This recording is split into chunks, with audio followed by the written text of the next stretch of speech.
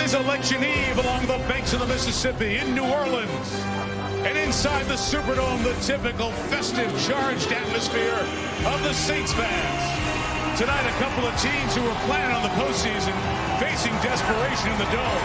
Michael Vick and the Eagles ready to visit Drew Brees and the New Orleans Saints.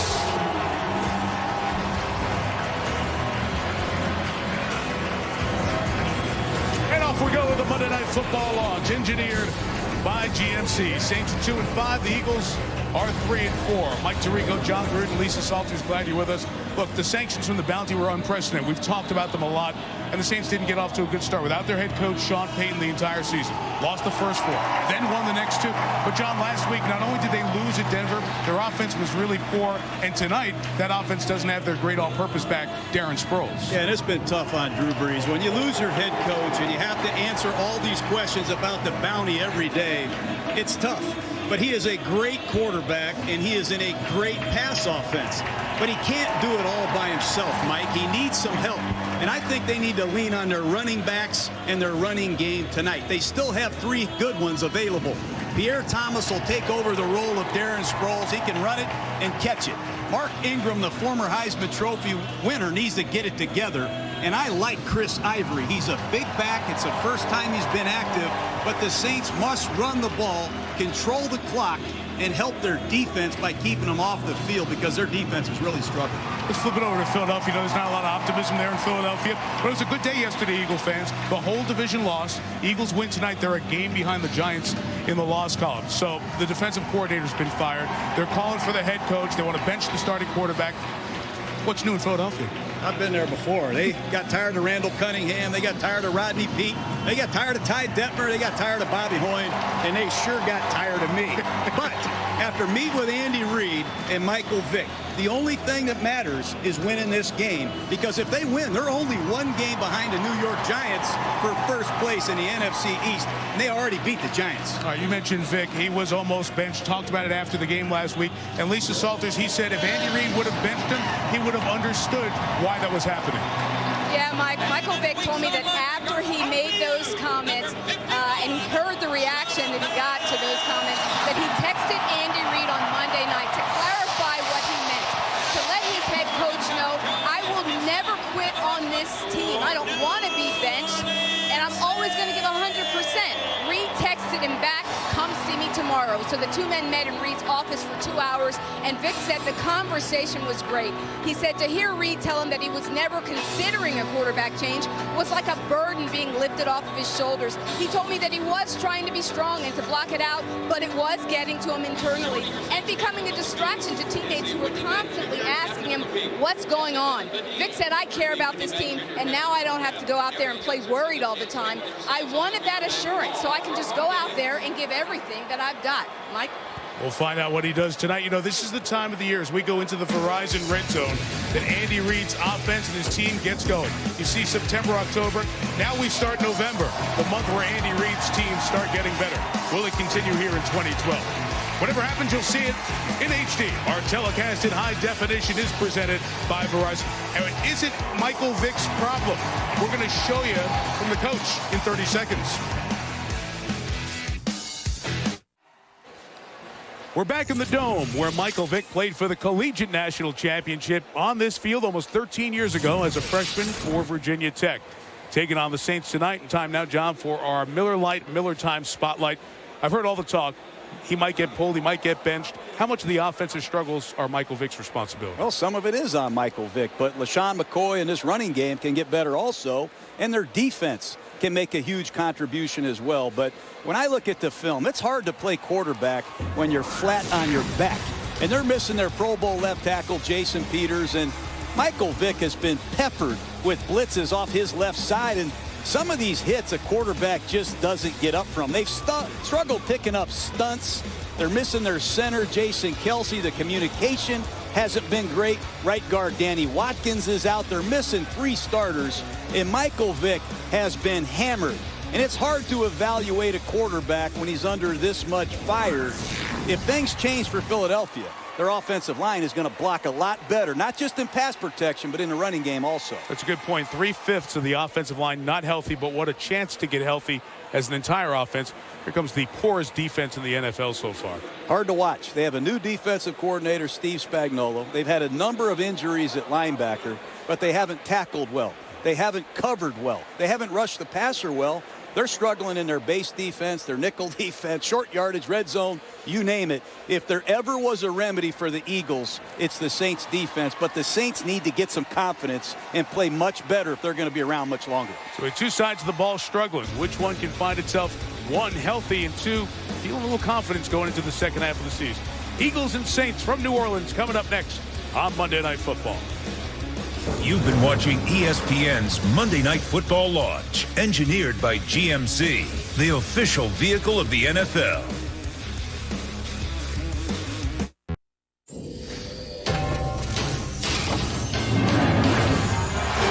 ESPN welcomes you to the following presentation of the National Football League. It's Monday, and the cover of the night. Curl up, baby. Curl up tight. Curl up, baby. Keep it all outside. Undercover. Keep it all outside. Undercover out the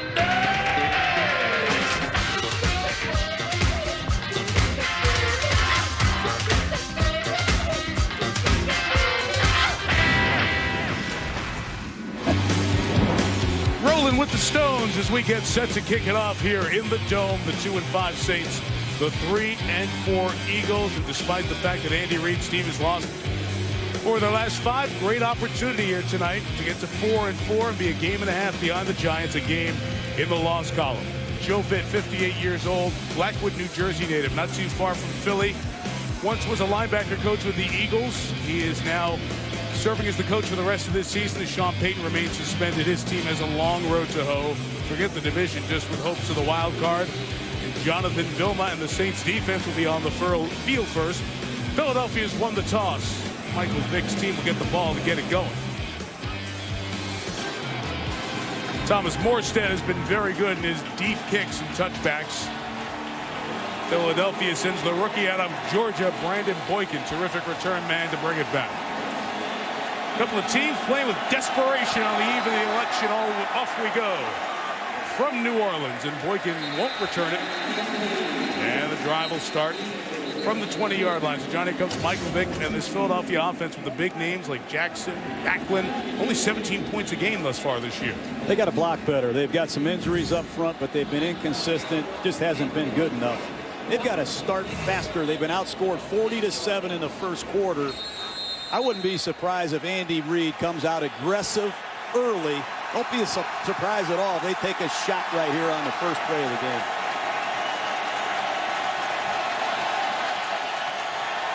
We begin with Clay Harbor, the backup tight end in the backfield and motioning out.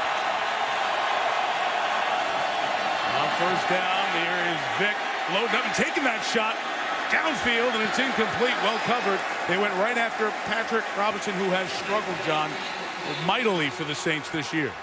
It's a good call. Patrick Robinson has struggled with an exclamation point. That time, a full play action pass, and they use Deshaun Jackson on a deep angle, and Robinson showed his first-round talent there, a man that has really struggled in previous weeks. Much like that Monday nighter in Washington in 2010. When the Eagles opened with a shot play, a big play, and scored 59 on the Redskins. Second down, second pass attempt for Vick, and it's complete.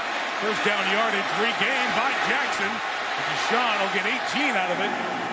Shown the sideline by Jabari Greer at the 38. Missed tackles continue to plague the New Orleans Saints. That time Roman Harper fails to wrap up Deshaun Jackson on this over route. Watch Harper come in here, miss the tackle, and Deshaun Jackson is off to the races. Big first down for Philadelphia. Simple over route on the backside of a naked bootleg, and the New Orleans Saints, Velma, Harper must tackle better.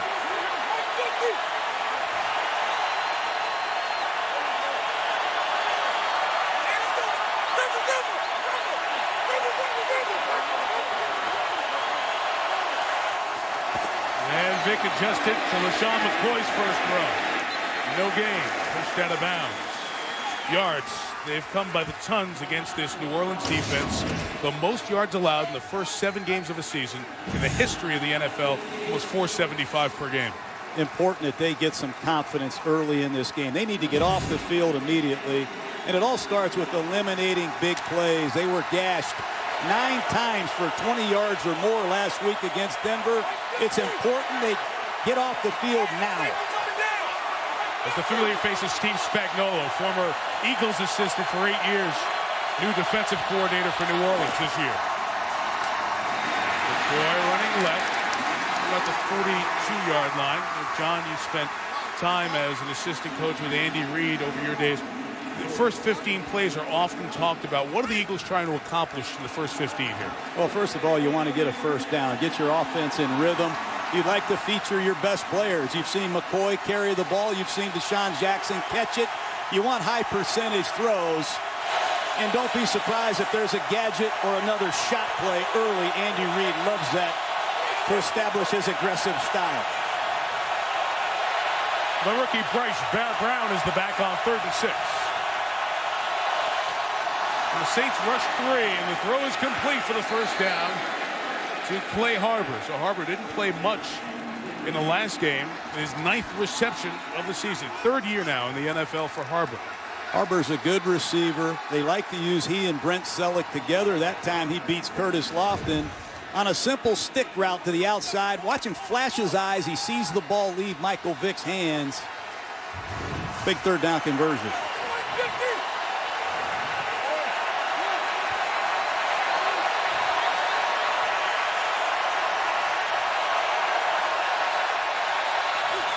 Shy of midfield, Michael Vick over the middle and ruled. Let's see, no signal yet, incomplete. That's right, Brent Selleck, the intended receiver. And now a conversation between the 2 officials to confirm the call on the ground. This might be a challenge. Selleck runs right down the seam again against Curtis Lofton. That's the matchup Andy Reid's looking for. Good call on a no catch. But Lofton is a very good linebacker in base situations. Teams have attempted to spread the Saints defense out and create space matchups with the tight end against Curtis Lofton, and look for Philadelphia to continue to work Selleck inside against Curtis Lofton, the former Falcon. A lot of pressure brought by New Orleans. Vick hit as he throws sideline. Macklin incomplete. Rules that he was out when he finally got it. Cameron Jordan, 2nd year out of Cal, made the push inside on Vick. When you blitz Michael Vick, you have to contain him. This time you're going to see a cross dog coming right up the middle. But New Orleans does a nice job containing Vick in the pocket. You see the lick that Vick takes late from Jonathan Casillas and Cam Jordan. Good pressure. And they brought that pressure up the middle with 2 defensive linemen. Usually we see linebackers there. Not atypical for the Saints. 3rd and 10.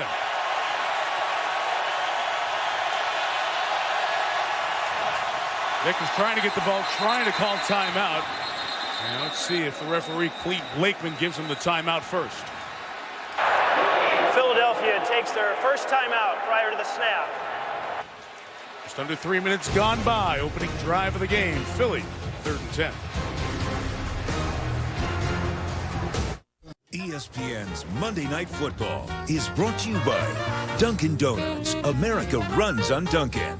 The 2013 LS and all-new LSF Sport, an entirely new pursuit.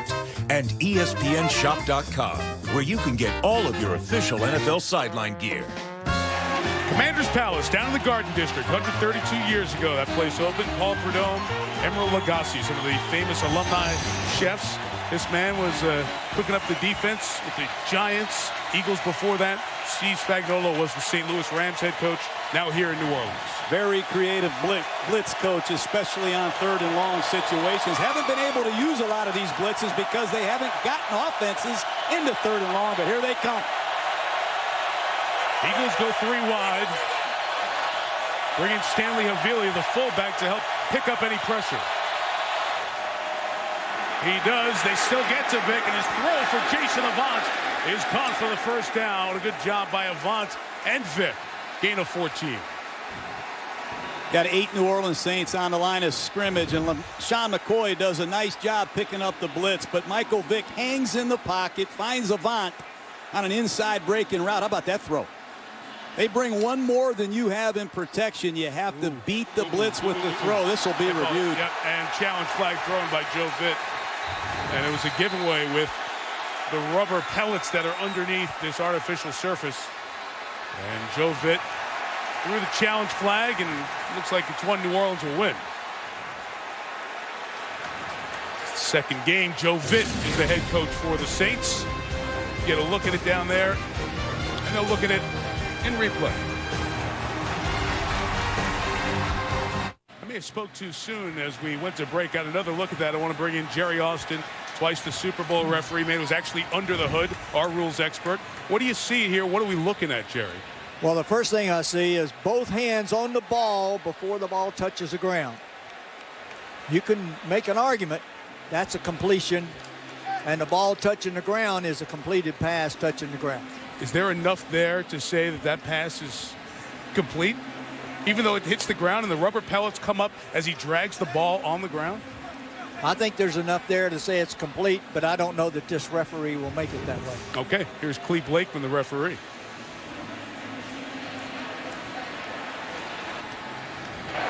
After review of the play, the receiver locked in the catch. The ruling on the field is confirmed. New Orleans will be charged with their first timeout. Jerry, I know what you saw, and I agree, and thank you. That's why you're here. But I got to tell you, this is where this is getting ridiculous. The ball, if the ball hits the ground, it can't be a catch. Not like, I mean, that. Did you see the ground come up, John? Yeah, I used to coach for a living. You got to get over it, get back to the game. But I'll tell you what. Come on, was that a catch? No, it wasn't Thank a catch. Thank you. I know by rule it was, but you know, you ask 50 people in a bar, was that a catch or not a catch? They'd probably say it wasn't a catch. All right. So they're at the 39, and the drive stays alive, and New Orleans loses a timeout there. They cannot earn a third challenge. Bryce Brown is the running back. Vilma gets right through the hole. Couldn't get to Brown, but off the corner, Malcolm Jenkins, the safety, makes the play and limits the game. Steve Spagnuolo is coming after the Eagles. That time, Jonathan Vilma shoots a gap on the weak side. He's unaccounted for. And you're going to see Malcolm Jenkins come off your left side and make a beautiful open field tackle. I like the aggressive style that the New Orleans Saints have come out here with defensively tonight. Good to see Vilma back in black. They're being more aggressive tonight than they have been the last few games?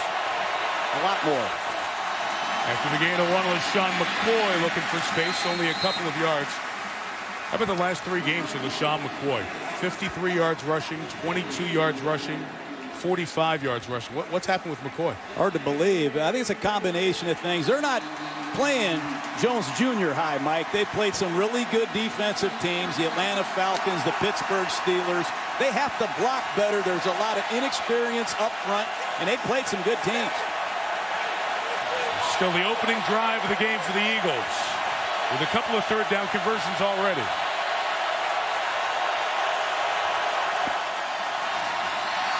Vick hit. Pressure came up the middle, but a marker down as Martez Wilson came in with the contact.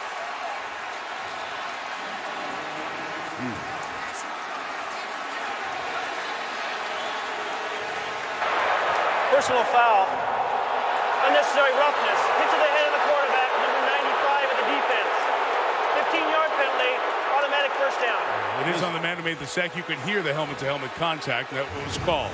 These are backbreakers. They're using Martez Wilson as an inside pass rusher to get more speed on the field, and he beats Kelly like a drum. Second time right guard Kelly has been beaten badly. It looked like he ducked into that foul. I can see the Saints' frustration on their sidelines. The catch by Avant, the personal foul, 2 big calls by the officials early in this game. Drive stays alive at the 27-yard line. Vick on play action. Scrambling, nowhere to go. And Broderick Bunkley was inactive last week against the Broncos. John, we're seeing a lot of what we've seen all year. Michael Vick taking direct hits. Yeah, and he's not going to last very long. That time it's a bootleg. They're trying to bring him back to his throwing side. You're going to see the lineman pull, but Michael Vick is under immediate pressure from Will Smith. They contain him well. He's taken 4 big hits in this opening series. That's got to stop.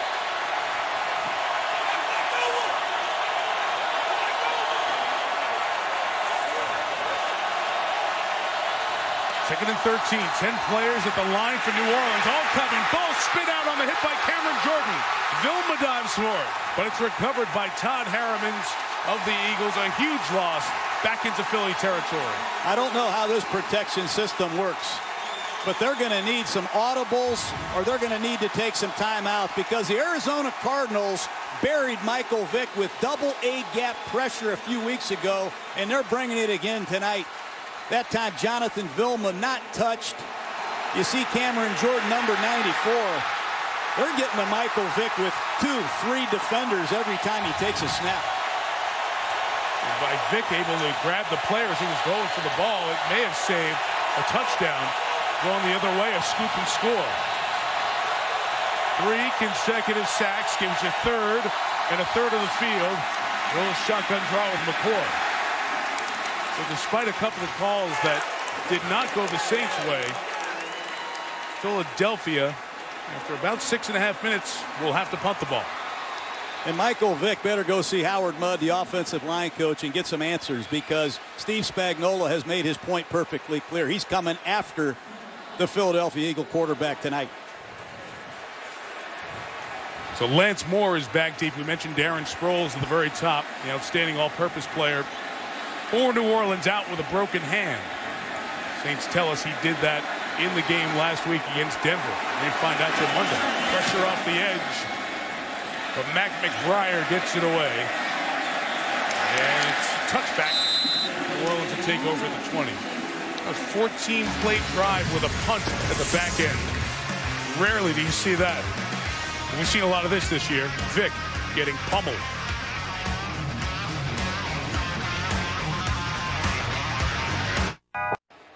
Fourteen-play drive, no points, and ending up in a punt. You don't see that very often, right? Well, hasn't happened this year in the NFL. Last time it happened, Arizona did it for 16 plays last year.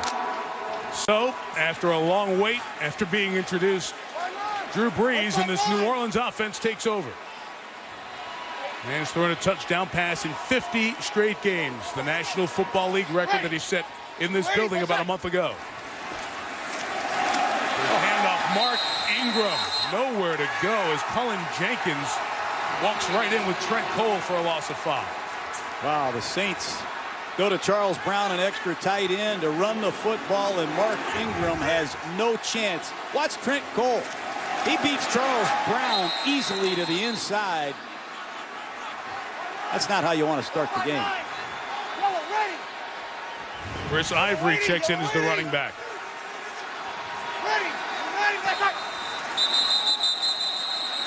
And the play is killed for a false start. False start. Offense, number 85. 5-yard penalty.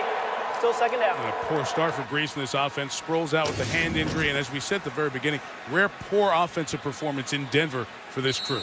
Well, I think they need to run the ball to help their defense. They're only getting 26 minutes of possession time, and their defense is out there too long. They also have to sustain some drives. Too many 3-and-outs. And they were 1 for 12 on third down last week against the Broncos. That won't get it. Second and 18. Drew Brees, first throw caught by Jimmy Graham. It's back near where the drive started at the 21-yard line. Graham has a nagging ankle injury, but it's Sproles. You see that hand that was all bandaged up, broken, had surgery. Out 4 to 6 weeks. Didn't hear about that injury until later on in the week, and that's a significant impact. What is missing without Darren Sproles? Well, not only his playmaking, but the threat of Darren Sproles. He changes the way you call a game from a defensive standpoint, because linebackers can't cover Darren Sproles. Eagles defense hopping around. 3rd and 9.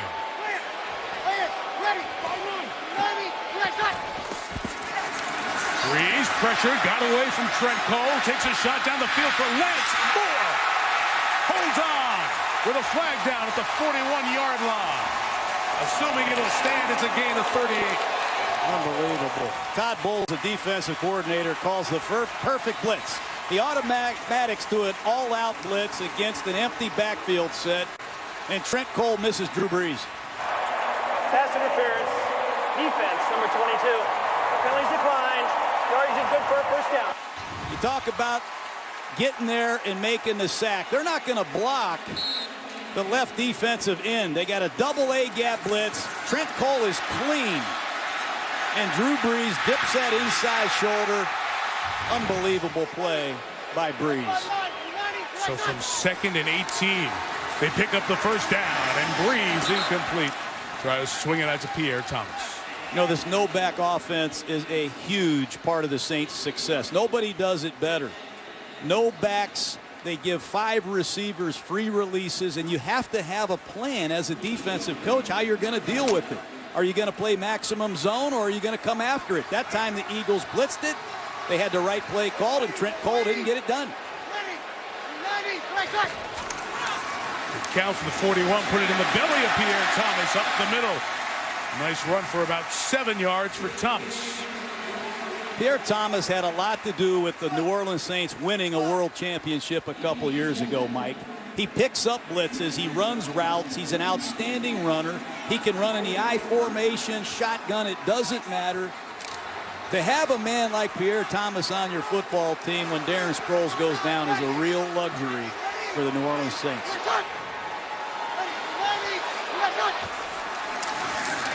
Third and short.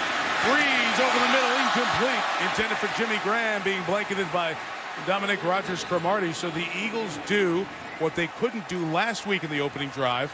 Stop the offense on 3rd down. I think Jimmy Graham's got to make this play. It's a basic cross, 12 to 14 yards. He breaks inside. Ball's thrown slightly behind him. But Jimmy Graham made every one of those catches last year. He's been a little inconsistent catching the football.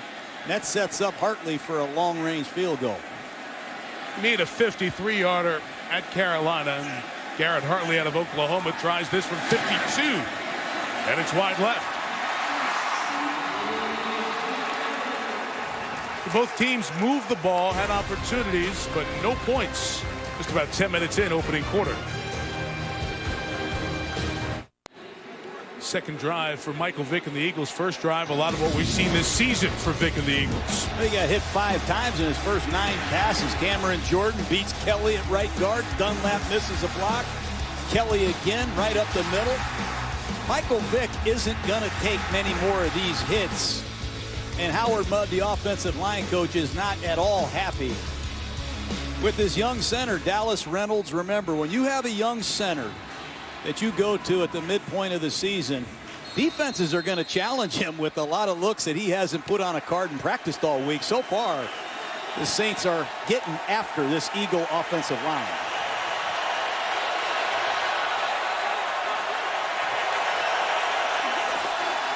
Start from the 42 and swing it out to Deshaun Jackson. Jason Avant blocking downfield on a gain of 5. John, Michael Vick, for this entire season, so much talked about. We visited with him in the preseason and talked about the anticipation. And when we sat with him last night, it almost felt like there were stop signs for Michael Vick. Don't turn it over. Don't get it hurt. Don't get hurt. And what's resulted in, they're just not turning it loose the way they are when they're effective. Hard to do. A lot of quick passes given these circumstances.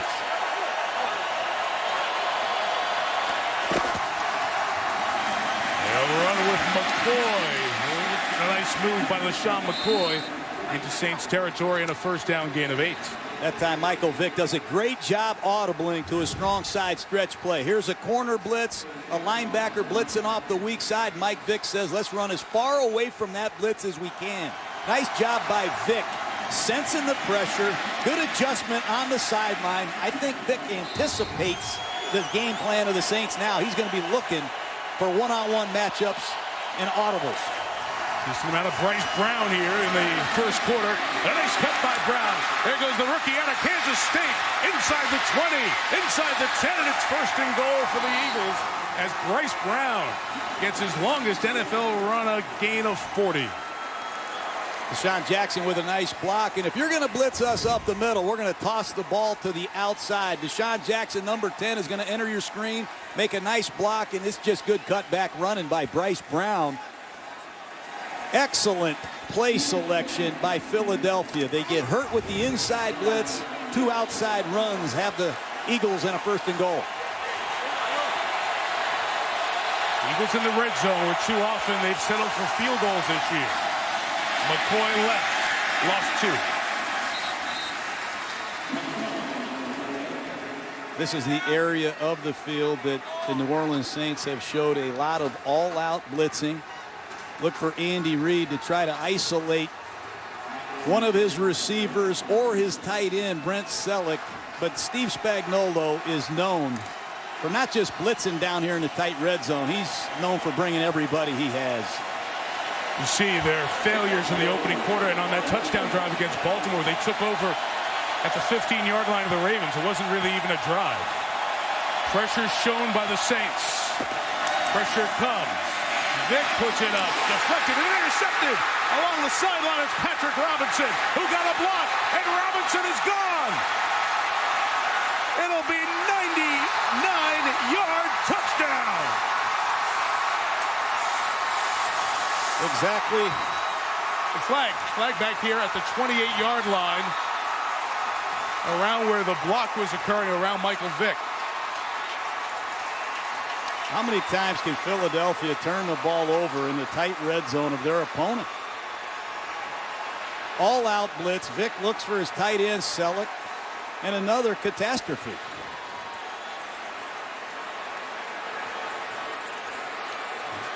And off the hand of Selleck to Robinson, who was just waiting, and took it down the sideline. Now Michael Vick got involved in the post-play, trying to make a block, or make a tackle, I should say. That's what Clete Blakeman and his officiating crew are talking about here. Side Judge Greg Meyer in the most conversation with Blakeman. As you watch it, here's the call. After the interception, personal foul, low block against the offense, number 7. That penalty will be assessed on the kickoff. The result of the play is a touchdown.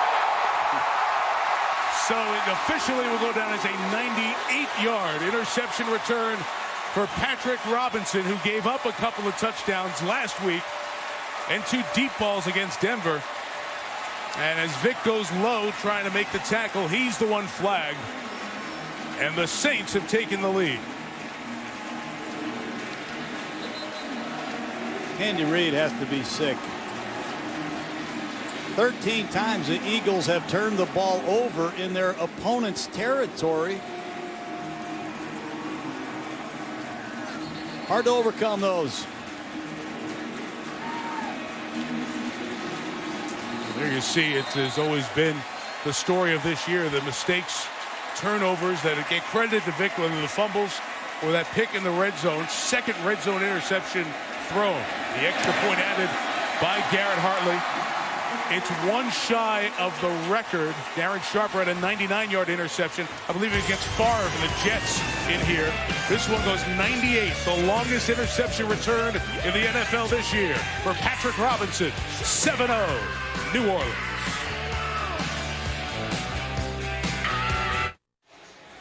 Well, Steve Spagnuolo's defense finally comes up with a big play. The touchdown return for Patrick Robinson. And in break, they went back to what we originally said. It is 99 yards on the interception return. So it does tie Darren Sharper for the longest in Saints history. And the most important thing for Philadelphia is they're in a 7-0 hole. And really, on their first 2 drives, looked like they were going to come away with points. Kicking from the 50 because of the penalty. Hartley just, or rather Morstead just bangs it right through the uprights. No return. Well, Steve Spagnuolo likes all-out blitz in the tight red zone. You're going to see Jenkins and you're going to see Harper apply the pressure. And Selleck, the tight end, is the primary receiver on a quick outside breaking route against the blitz. Ball's thrown slightly to the outside. And when you have tip passes in the middle of the field, it's a problem. Here's Selleck working against Casillas.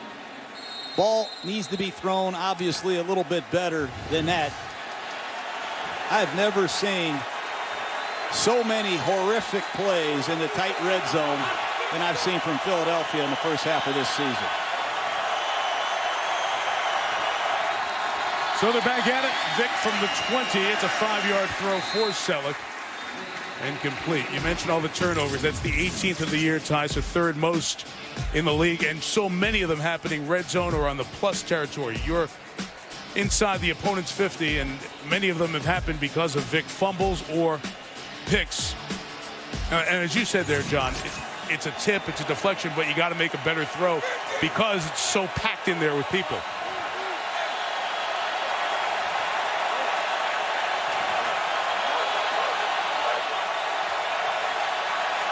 21st play of this opening quarter. McCoy's got the edge.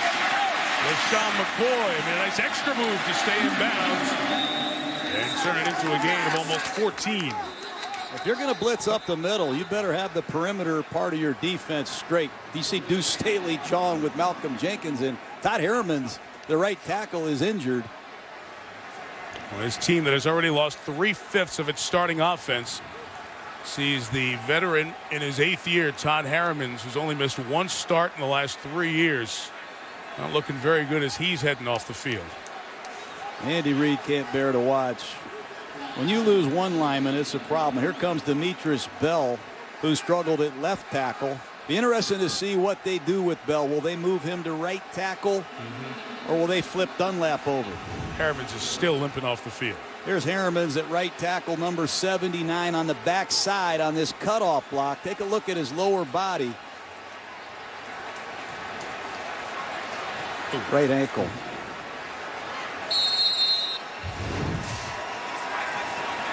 We always focus so much on the left tackle, Michael Vick, a lefty, so that right tackle spot becomes increasingly important.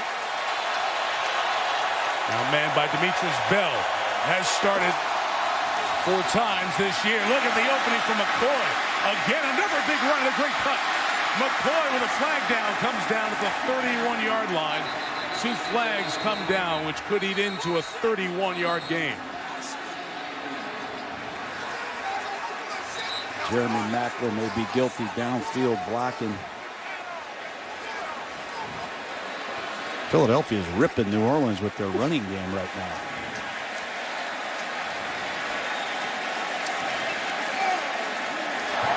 Illegal block in the back. Offense, number 18. 10-yard penalty. Still enough for a first down.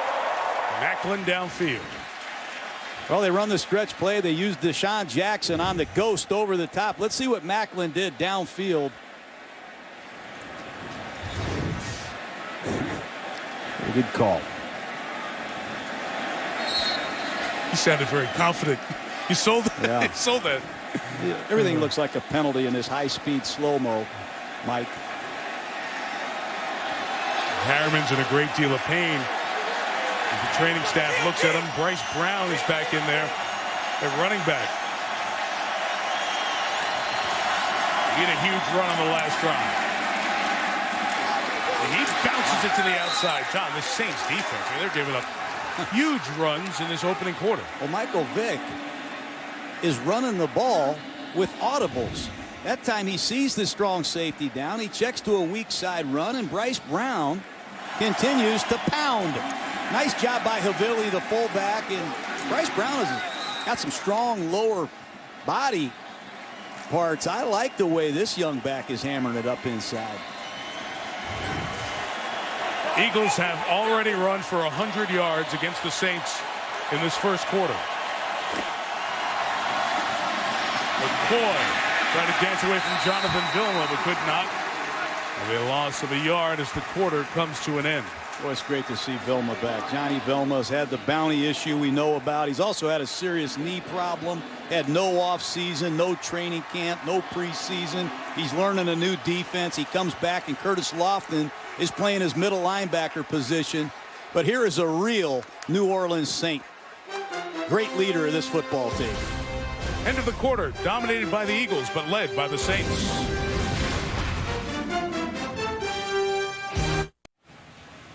Last quarter ended with a Jonathan Vilma tackle. Think you know the story. Suspended for the season initially for his alleged role as one of the leaders in that bounty scandal that happened from 2009 through 2011. This is his 3rd game he's playing while the appeals process plays out. It's now in the hands of the courts and former NFL Commissioner Paul Tagliabue. Remember, Roger Goodell, the current commissioner, recused himself from the appeal hearing, and that hearing with Paul Tagliabue should happen in the next couple of weeks, targeting a date of 2 weeks from now. As with the confusion and the substitutions made there, the clock is stopped and the officials will sort it out. But Paul Tagliabue today, by the way, denied the motion to recuse himself, so he's still going to be the next person to have a voice heard in the hearing. You know, Vilma still has civil litigation pending against the commissioner, Roger Goodell, the NFL. And I asked him, why does he continue to do that as this goes on? And he said, very simple, I want my good name back. Vilma has a 2-year-old daughter, and he said, his quote was, I don't want her to hear about the bounty scandal and suspension when my name's mentioned. I want her to hear what's been said about me for many years. I'm a smart, hardworking quarterback of the defense who's been a great player and a great guy in this league. Clete Blakeman, the official, gets everything sorted out here as the Eagles are over by their huddle. I mentioned that hearing going to happen in a couple of weeks. November 20 is the date that Paul Tagliabue has set. It's a very complex situation away from football. And for Vilma and Breeze, the leaders in this team, they've certainly had to bear the weight of that. We're not here to talk about who's guilty, what happened exactly. But when you look at this football team, the impacts are shown in some of these individuals, including a guy like Vilma. He's back on the field, as we said, for his 3rd game here tonight. The timeout is charged to the Eagles. It's 3rd and 3.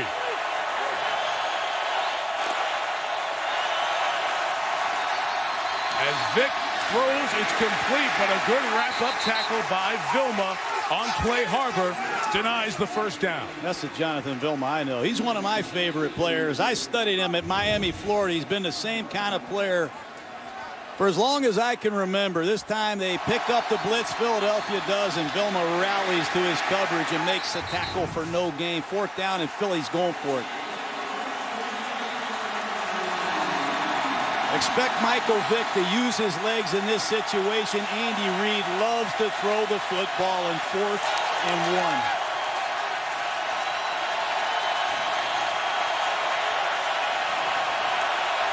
From the 38, they'll run it. McCoy gets out of the would-be tackle by Harper.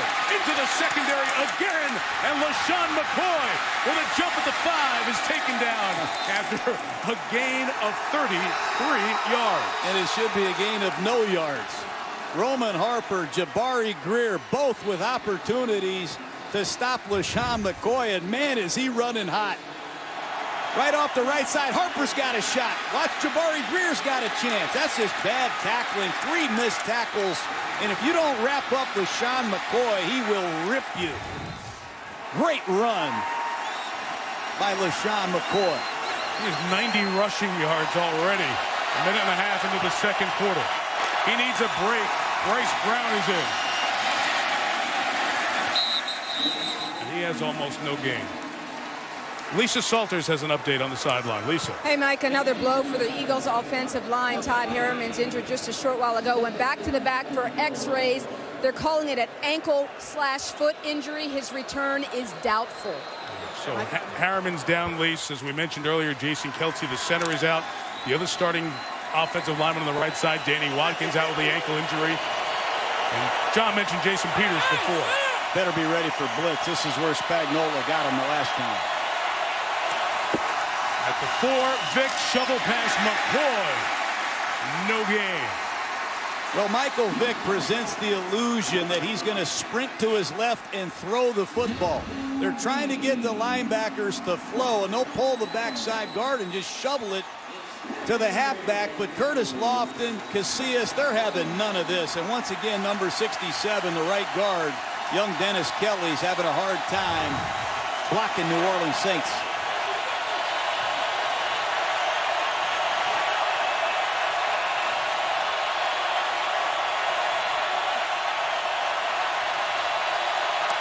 Third and goal, Vick. End zone, no for Jackson with Roman Harper in the way. Trying to get Deshaun Jackson on a quick short post inside the 5-yard line, and it's awfully tight. Michael Vick tries to stick it in there, but it's good defense by New Orleans. Watch Deshaun break across number 24, Corey White's face. Not much real estate to throw that pattern inside the 5. Good red zone defense. That's twice for New Orleans. Alex Henry, second year out of Nebraska, short field goal attempt, 22 yards. And he knocks it through. The Saints have only had the ball for 2.5 minutes. If they have the lead because of a red zone turnover. And that time, first and goal at the 5 on the drive. First and goal at the 4. And they couldn't get it to Jackson. ESPN's Monday Night Football is brought to you by Buffalo Wild Wings, wings, beers, sports. Mercedes-Benz, experience truly great engineering today at your authorized dealer. And the NFL's Salute to Service program. Visit NFL.com/salute to learn more about the league's Salute to Service platform. Rainy night here in New Orleans. Our aerial coverage is brought to you by DirecTV. Saints on top 7-3, 3 minutes into this second quarter, and we haven't seen much Drew Brees. No. Game started about an hour ago. We saw Drew Brees for like 2 minutes, and he's been on the bench. I'm sure Drew Brees is thrilled that his defense has made a big contribution in this first quarter. Travaris Cadet fills the role of Sproles as the kick return man, and here comes the rookie Cadet. Bring it out to the 23-yard line, John. Saints defense has got to handle the running game better. The Eagles. Watch Deshaun Jackson on the ghost, and Curtis Lofton is taking his eyes off of the running play and looking at Deshaun, and they get hurt bad with a stretch play. There's no one there. Then just count the missed tackles. 1. Cutback, there's 2. Another cutback, there's 3 missed tackles. You're going to see a 4th and a 5th. 5 missed tackles, that won't cut it. They've given up 140 yards rushing and only 3 points. Hard to believe. You see only 6 plays in 2.5 minutes. This is the second possession for Brees and the Saints. And it begins with a Chris Ivory run across the 30. Yards shy of the first down, and the fans react. I'm one of the fans. I've been waiting for Chris Ivory. Everybody's talking about Ingram and the running play. Just slam this big 220-pound back right off the right side. He's got over 1,000 yards in his 2-year career here. I don't care if he's from Tiffin College or not, and he's backing up the Heisman Trophy winner Mark Ingram. The best back should play, and I think Chris Ivory gives the Saints something they've been lacking. First time he's touched it this year. Brees shot down the field looking for Devery Henderson. Incomplete. Nnamdi Asomugha with the coverage. The defensive coordinator Todd Bowles was talking about this action, this play action bomb protection that the Saints use. They slide the fullback across the formation and they fake the ball to Ivory, and they generate a lot of down the field vertical offense, and they use their jets. And there's a great play by Nnamdi Asomugha, one of the corners we talked about in the pregame, Mike, that needs to step up. That time the veteran Cal Berkeley Bear did a great job. Took the shot on 2nd and short, and on 3rd and short, the former Heisman winner, Mark Ingram, bowling forward for the first down at the 38-yard line. Yeah, I think the Saints got to get excited about some 4, 5, and 6-yard runs. When they won their Super Bowl in 2009, they got after you with Mike Bell in a very strong, underestimated running game. And I think Mark Ingram, Chris Ivory, 2 downhill backs that'll really benefit by getting some carries. They just don't run the ball much here in New Orleans. Well, they keep the extra offensive lineman Charles Brown out there. The blocking tight end.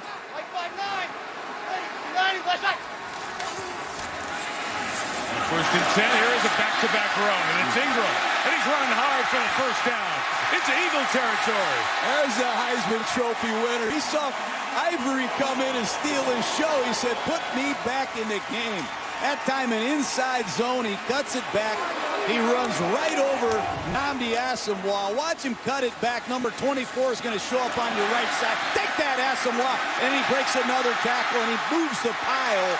5 Philadelphia Eagles it takes to stop Mark Ingram. That's why they traded up in the first round to get the former Heisman Trophy winner for runs like that. Gain was 23. His play is just late getting to the line. Drew Brees, a full-service quarterback. His left guard, Ben Grubbs, lost his shoe. Brees untied it, got it ready for Grubbs to put on and block. Jimmy Graham's got a catch. Yard shot of the first down at the 30. How'd you like to be David Sims?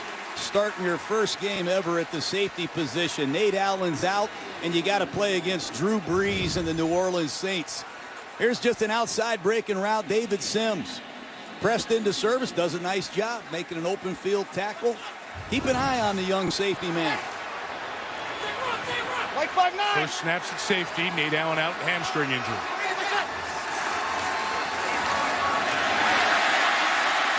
To the tight end, back to Graham in front of the linebacker Michael Kendricks. First down. Well, Drew Brees has got it going now. If you give Drew Brees a running game and they get some kind of balance, they can be unstoppable. Just look at the numbers they put up in the last few years. It's an array of formations, personnel groupings. They change the tempo on a snap-by-snap basis, and Drew Brees will research the Eagle defense, and he will make sure that this offense runs a play into an optimum look. He won't waste the snap. To Ivory, lining it back at the 15. Look at him hit it. Ivory touchdown. There you go. That's what we talked about in the pregame, Mike. Drew Brees just needs a little bit of help. From his defense, check that off. And from his running game, double check. Mark Ingram and Chris Ivory just took it to the Philadelphia Eagles. That time a counter play. They love to run it to the right side behind Jari Evans. And look at Drew Brees. He sees the perfect look. He runs the counter back to the right side. Here comes his friend Ivory. And there's the safety we just talked about. Number 21, David Sims, is going to have his hands full for the next 45 minutes. Extra point, doinked in. Hartley almost missed that one over to the right. Chris Ivory, people were calling for making his season debut, making it count. 11-point lead for New Orleans.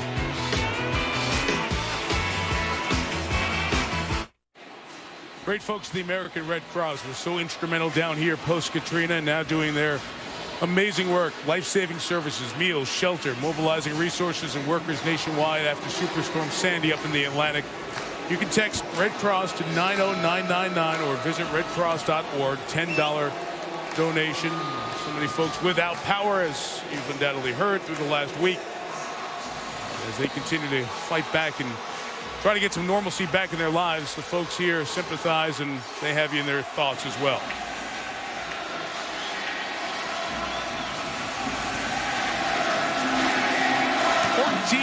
Saints. Great weapon. Thomas Morstead, another unreturnable kick.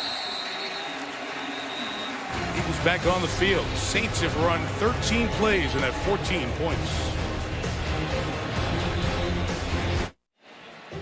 So honored, as we were 4 years ago, to have the Republican and Democratic nominee for president join Chris Berman for interviews on the eve of the election. President Barack Obama, Governor Mitt Romney will join Boomer coming up at halftime. Stay through to hear the candidates and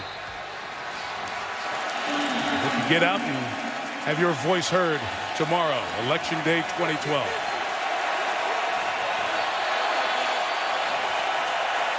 Eagles have moved it well. Only 3 to show for it. And LaShawn McCoy already close to 100 yards. In his first half, gains 5. That'll give him 95. So the opening drive was 14 plays, a couple of mistakes with penalties, and a big sack that forced a punt. Second drive turned into that interception of the pick six. Last drive, a long drive, but a field goal as the red zone issues continue for Philly.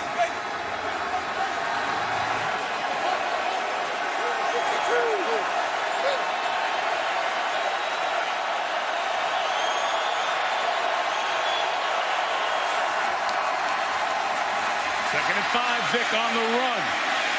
They're taking off for the first down as he gets past the 30-yard line. That's a great job by Michael Vick. Philadelphia is trying to run a screen pass to LaShawn McCoy.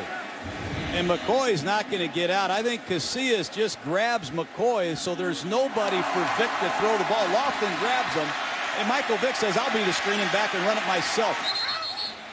That's good heads-up football by Vick. And McCoy's an outstanding receiver, Mike. We can't lose sight of that as this game unfolds. 28 catches this year. Tied with Brent Selleck, second on this team. Number 31, Vic's got space to fire, and it's complete. Clay Harbor has been a busy target. First down. Andy Reid does a great job. Marty Morningwig, the offensive coordinator, with bunch formations. They're going to scatter 3 receivers out of here, and they're all going to go different directions. But good pass protection by this Eagle offensive line, and Mike Vick finally gets a chance to step up in the pocket and finish on his front foot. Good route, good protection, nice execution. McCoy. Shy of midfield and over 100 yards. Sean McCoy only 120 rushing yards in the last 3 games. This guy was the all-pro running back in the NFL. He led the league with 20 overall touchdowns, 17 on the ground. With that offensive line you keep pointing out, all the hits Vick is taking, it's impacted McCoy's ability to get open spaces, but not tonight. Riley Cooper back from the collarbone injury.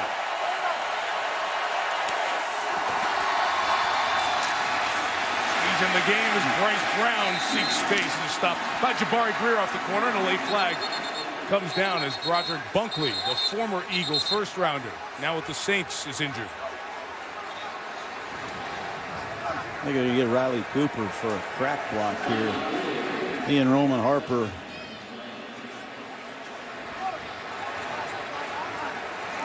going after each other. Bunkley, big free agent contract here with New Orleans this year, was with Denver last year. Personal foul, unnecessary roughness, blindside hit, offense, number 14, 15-yard penalty, still second down.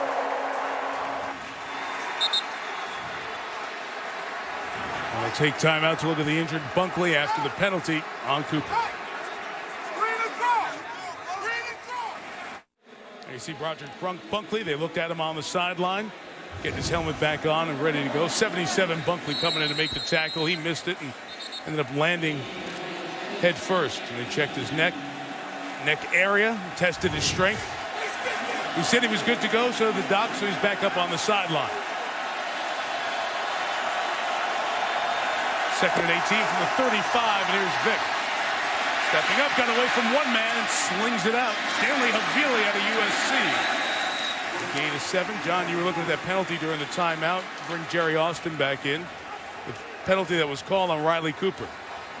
Cooper is flanked out to the left. He goes back inside. The new rule says block him back towards your goal, the blind side. This is a legal block. It's not high. Just comes in and blocks back toward the goal line. He's blocking in the direction they were going. Blocking in the direction they're going. Offensive legal block. Thank you, Jerry.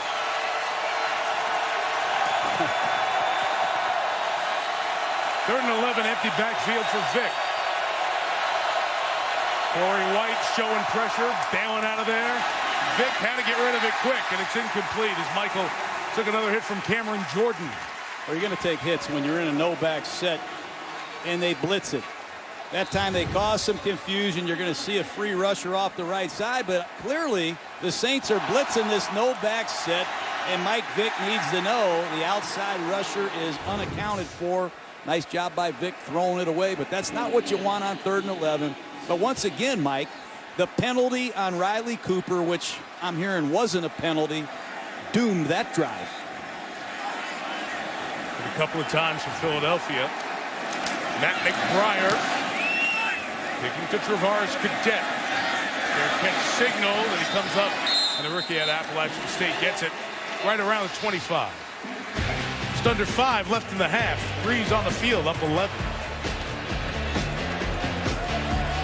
Saints up 11, 2 of the big names at quarterback in the NFL. Proud to tell you that they are listed at 6 feet. Top 2 quarterbacks taken in the draft of 2001. And also on their really second stop for very different reasons. You see their numbers so far. The 1 interception by Vick off the hands of Brent Selleck into the waiting arms of Patrick Robinson. A 99-yard pick 6 on Vick. So while Philadelphia has controlled the ball and have had most of the rushing yards, Good last drive by Drew Brees. They paid it off when they got close. Philly did not. That's why we're sitting on an 11-point lead for the 2-5 Saints.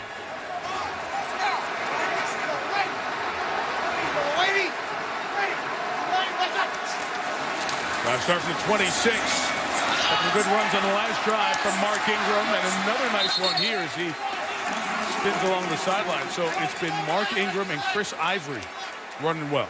Well, you hear about that 9 technique that Philadelphia runs, the guy that plays on the outside shoulder of the tight end. That time, Charles Brown releases to the inside of the 9 technique. Jed Collins kicks it out. It's a beautiful scheme run, and number 21, David Sims, who's pressed into service, has to make that tackle.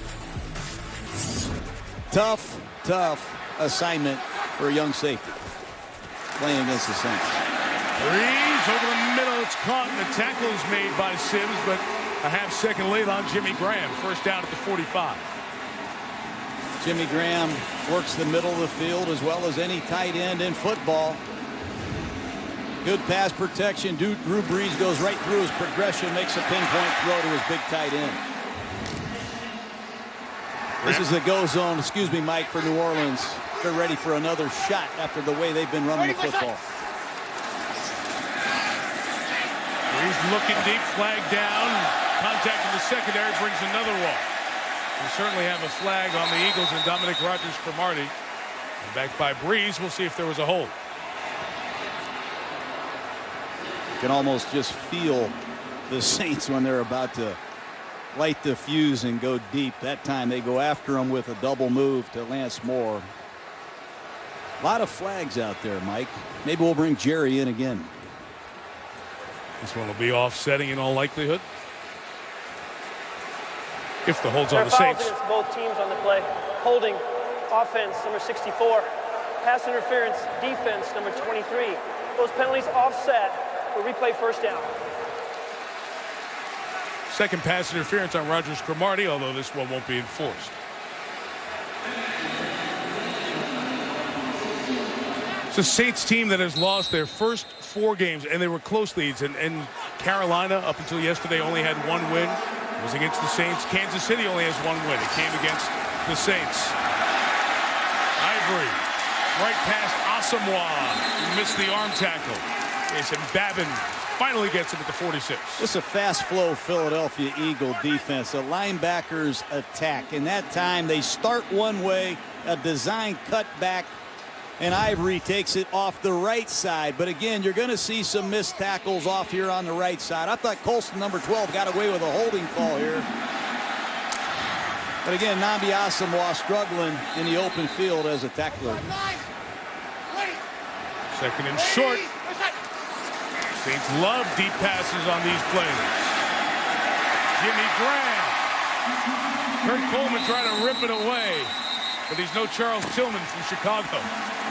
First down at the 39. You know, when you have a fast wide receiver like Devery Henderson, use him. That time he's in a tight split. He's going to come flying out of here and clear out the deep zone, and Jimmy Graham gets a one-on-one with Kurt Coleman. Saints do a great job using their personnel. If you're fast, you're going deep. If you're a big physical target, you're working the middle of the field, and Drew Brees will find you. From the 29, Pierre Thomas got away from Trent Cole. Got a nice block from Jermon Bushrod. Has another first down at the 10. Boy, this is a very creative shotgun draw. Their Pro Bowl left tackle, Jermon Bushrod, is going to make Trent Cole think he's going to pass protect, lure him up the field, and then go get the linebacker on the second level. Bushrod does a great job against Cole, who went to the inside. How about that block on Kurt Coleman on the second level? Oh, Bushrod still blocking people. Takes us to the 2-minute warning, and now New Orleans rushing numbers going up. And the Eagles trying to avoid going down by 18 in the first half. Toyota halftime show coming up with Chris Berman. We usually say it's Adam Schefter and Chris Mortensen, but we upgrade tonight. Interview with President Obama and Governor Romney on the eve of the election. Coming up on the Toyota halftime show. Up 11 with the ball. Drew Brees and the Saints running it well. Running Pierre Thomas right into the goal line. and stopped just shy. One last pullback keeps Thomas from a touchdown. Ben Grubbs on a trap play just unloads. It's almost like Philadelphia has never seen some of these runs. Watch the left guard pull and trap Thornton. I mean, these are clinic real runs. I mean, this is unbelievable the way these Saints backs have stepped up with Sproles out of the football game. But this offensive line, they got to be loving this. It's been a long time since this Saint offensive line has been able to come off and block. Second and goal, Breeze. 51 straight games with a touchdown pass. Marcus Colston on this one. What great design by the Saint coaching staff. And you fake a toss crack on the 2-yard line, you're going to get a response from the defense. But Marcus Colston beat Nnamdi Asomugha easily on the backside over route. You're going to see on the backside, Colston in motion is going to come on a crossing route. Nnamdi Asomugha got picked off by the referee, and it happens a lot when you play the Saints, believe me. These veteran receivers, they know how to use every advantage they can get. Darren Hartley able to knock through the extra point, and the Saints are rolling. The Eagles are reeling, especially on defense. 21-3, New Orleans.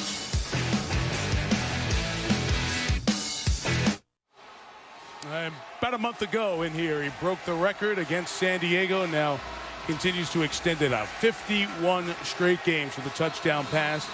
Broke Johnny Unitas' record against his old team, the San Diego Chargers, and Drew Brees won on a Monday night in here, rewrote history in terms of the passing yardage record, breaking Dan Marino's mark a season ago.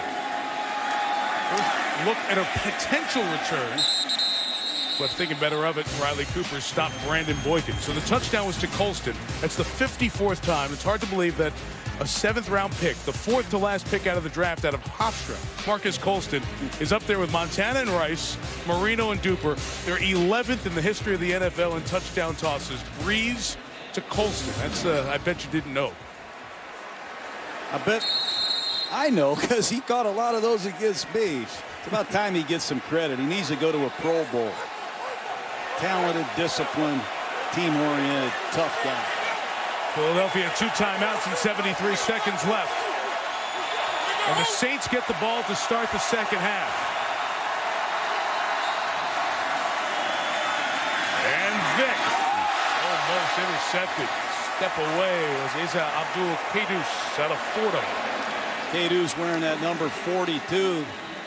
You start remembering guys like Darren Sharper that wore that number. He needs to make that interception. Vic is late down the middle to Selleck. He sees it all the way. Philadelphia's got to be real careful here. Speaking of Sharper. Yep. Second and 10. They rushed 3. And on the sideline, Jason Avant tried to get out of bounds. Did not. The gain is limited. It'll be 3rd and about 6 in Philadelphia. Let's see. Timeout taken by New Orleans. New Orleans takes a timeout with 59 seconds until halftime. Saints Roman Harper is on the field defending Michael Vick. He put a sleeve on his knee. Injured that a bit on the last drive. Junior Gillette injured his ankle. His return questionable for New Orleans. Saints have only allowed 3 points, and their defense has put up 7. Much maligned defense. On 3rd and 6, Vic too tall for Avant, and New Orleans will get the ball back with a timeout and right about 50 seconds after the kick. And Avant is wide open once again. Michael Vick flat on his back. And this Philadelphia Eagle offense, again, they rack up yardage. They have over 200 yards, just 3 points. They came in here tonight with over 360 yards a game, Mike, and only 17 points. They have to learn how to translate these yards into points. And in a hurry, Matt McBriar with the kick. Lance Moore's got it, 22. Return is about 3, so the Saints will have 43 seconds left. Our whole family at ESPN, just so sad to hear the passing of our friend Jim Durham, the voice of the NBA on ESPN Radio. since we got started in 1996. Voice of the Bulls. He had the great call of Jordan over Elo when the Bulls beat the Cavs in the playoffs. Dallas Mavericks as well. Jim passed away at his home just outside of Houston over the weekend, 65 years old. JD could make a broadcast come to life like nobody else. And our thoughts with Jim's family, all of us who've worked with him at ESPN, adore the man. And he's a Hall of Famer and will be sorely missed. Saints take over with one timeout. Breeze complete to Colston, first down 36. Philadelphia's got to rush the passer. They got the A-team out there. Babin, Cole, no pass rush at all. Drew Brees, 3 hitches, no problem. Got to go quick, try to get in field goal range. Breeze throwing incomplete as the Eagles covered everything downfield. And finally, Cole, after some coverage, knocked down Breeze. Very important that the Philadelphia Eagles go to the locker room and stop the bleeding. Drew Brees with 21 seconds left. He's going to work the inside part of the field. They've got to be alert for a screen pass. But they need to rev up this rush. Cole with here and Babin here need to pay off. Here's the screen. Pierre Thomas made a nice catch on the sideline. Got himself out of bounds. Only at the 40. It's a minimal gain. They need 7 more for a first down with just 16 seconds left. I heard them in the press box over there call that screen, Mike. You did. No, you've just been in that dark room watching film. 3rd and 6. Drew Brees loves to use these dummy snap counts to try to read the mail of the Philadelphia defense and get the Saints in a great play based on what the Eagles' coverage is. Brees about to get hit. And as Babin had his arms around Brees' ankle, the pass was thrown incomplete with 11 seconds left. So both teams get it under 2 and not able to make much happen. It's an important get off by the Eagles. They needed that stop desperately. Babin that time working hard to finish the play. Gets it done against Zach Strief.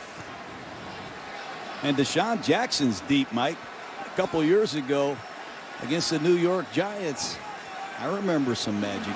Deshaun Jackson has 4 career punt return touchdowns. That game ender at the Meadowlands. This is a terrific punter. And Thomas Morstead, who's combining distance and net and is having one of the better punting seasons in recent memory. Didn't let Jackson get his hands on it there. And it stopped at the 22-yard line. Well, this first half of disappointment for the Eagles, driving for what looked to be a touchdown off the hand of Selleck. Patrick Robinson gets it, ties a Saints record, 99 yards, longest interception return of the year. Then Chris Ivory after a Philadelphia field goal with a 22-yard score. They had 3 20-plus yard runs on that drive. And Brees took Colston a drive ago. That was 7 plays and 74 yards. And Joe Vitt, the interim coach, along with Drew Brees, trying to get this ship righted. Of course, Aaron Cromer, the offensive line coach, was the head coach for the first 6 games. Vitt had a 6-game suspension to serve. And he came right back to the office, ready to work. 4 seconds left. The Eagles are just going to run it with McCoy and lose 2 yards as we get to halftime. 21-3, New Orleans leads Philadelphia. The Saints get the ball to start the second. Now here's Chris Berman with the Toyota halftime show. Boomer. All right, Michael, thank you very much. Always fun watching football between 2 high-scoring teams, at least one of which is scoring. Welcome to halftime, everybody. I'm Chris Berman. Just 3 months from now, we'll be watching the Super Bowl on this very same field. Just hours from now, a much more important Super Bowl, if you will. Election Day will be upon us. All of us will decide, will President Barack Obama be reelected to the White House, or will he be succeeded by his challenger, Governor Mitt Romney? Both candidates were more than kind enough to visit with us today. We begin with the President of the United States. I asked him, what does he now know about America and Americans that he may not have known 4 years ago? More than anything, Chris, I think I just got a lot of confirmation about what I believed about America. Look, this is a big, diverse country.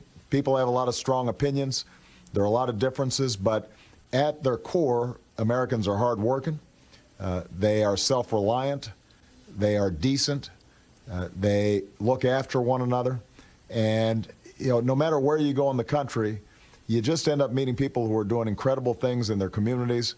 They're working hard. Obviously, we've had 4 tough years with the economic crisis that we went through, but watching the resilience of the American people and bouncing back from hardship has been remarkable. The other thing I know is that one of the big unifiers in this country is sports, and football in particular. You don't go to any place where folks don't talk about some football. Well, that's true. It keeps some of us employed.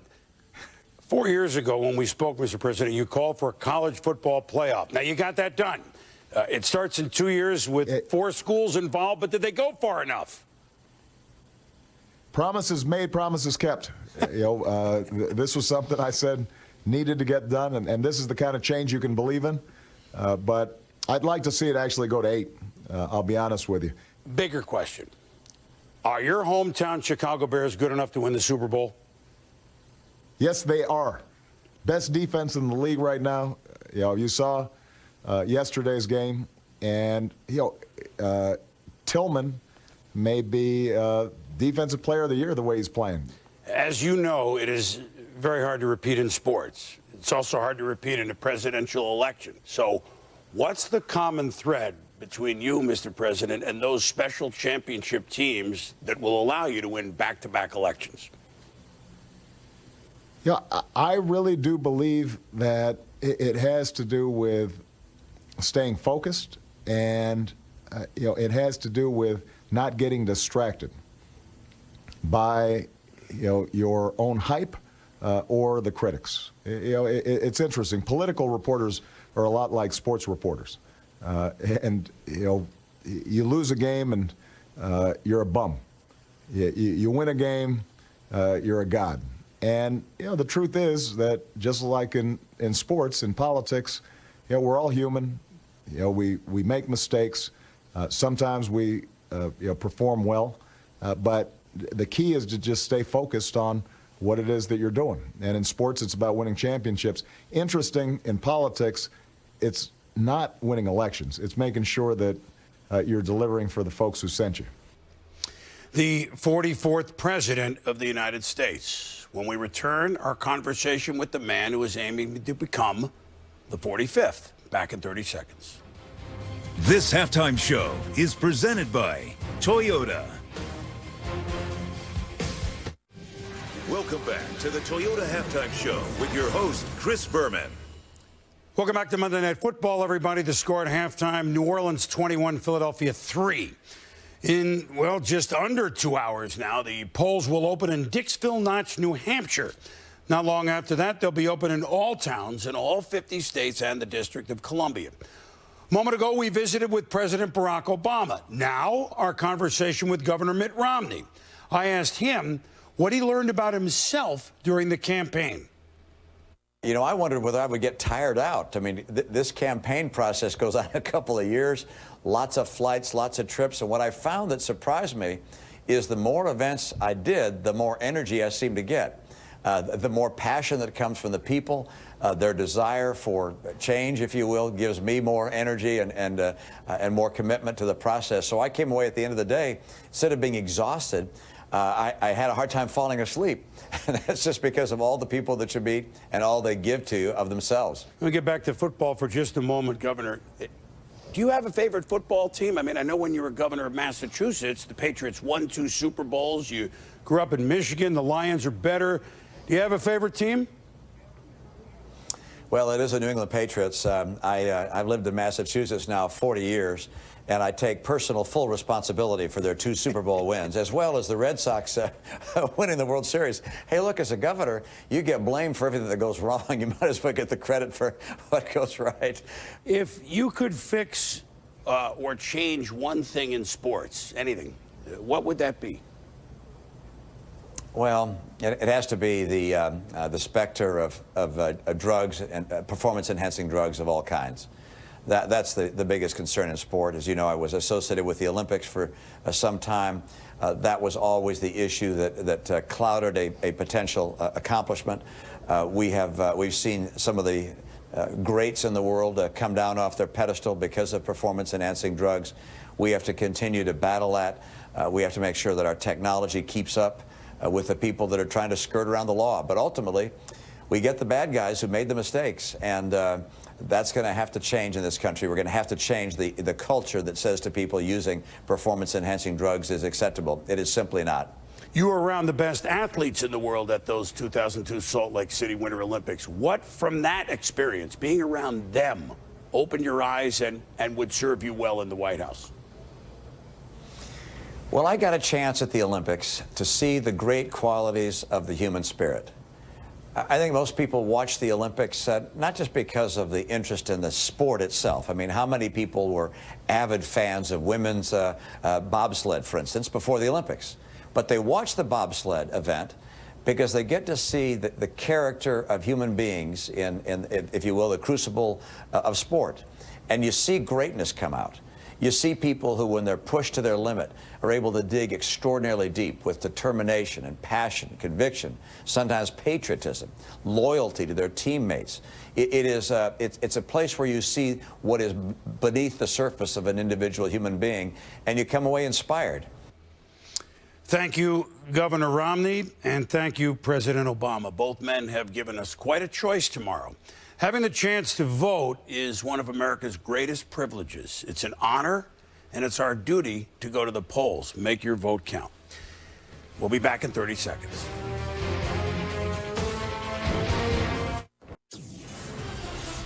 This halftime show is presented by Toyota.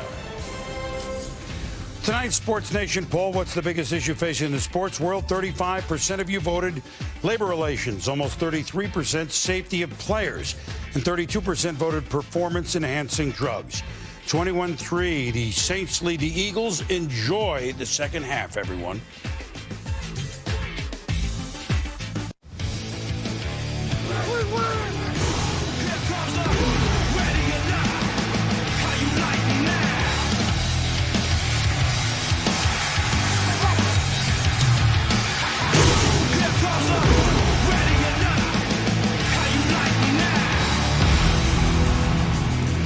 And time for third quarter here in the Superdome. A first half that the Eagles didn't play all that poorly in terms of moving the ball. They only have 3 points to show for it. New Orleans gets it. Up 18, 21-3. And John, it's been part of the story throughout the year for the Eagles. Move the ball effectively, but not getting the points to show for it. It's a hard pill to swallow. Red zone turnovers in the story of this season. The Saints at 2-5, trying to win their third in their last four. And on the line drive, here comes Travaris Cadet. And the rookie takes it to the 21-yard line. So it was a New Orleans team that has been pass happy, needed to get the run going, and we've seen all their running backs play and play effectively tonight. Yeah, after watching New Orleans, I just felt like Breeze needed a little bit of help. And when you can run the ball, that's a quarterback's best friend. How about Mark Ingram running over about 7 Philadelphia Eagles? That got the crowd in the game. And then a beautiful cutback run by Chris Ivory. And the Saints are in business. Pierre Thomas, 3 very good backs that are distinctly different. And Drew Brees has a chance to put Philadelphia away. First down, first throw, swinging it out. It was Ivory out of the backfield. It was pulled down by Jason Babin violently, but legally with a gain of a couple of yards. With 3 backs in the first half, and again, no Darren Sproles tonight because of the broken hand. 3, 4, and 3 on the carries, but everybody's getting big chunks of yards. We had 3 20-plus yard runs by New Orleans backs here tonight, as they've been able to put up 106 rushing yards and 10 carries. 5-9. Yellow, ready.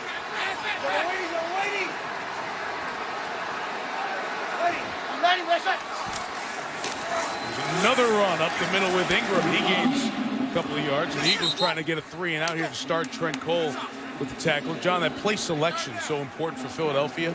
10 runs, 15 passes in that first half. Yeah, New Orleans is doing a great job running the ball differently. That time a trap play right up the inside. They love to pull their left guard, Ben Grubbs, and they love to run right behind their right guard, Jari Evans. Big third down.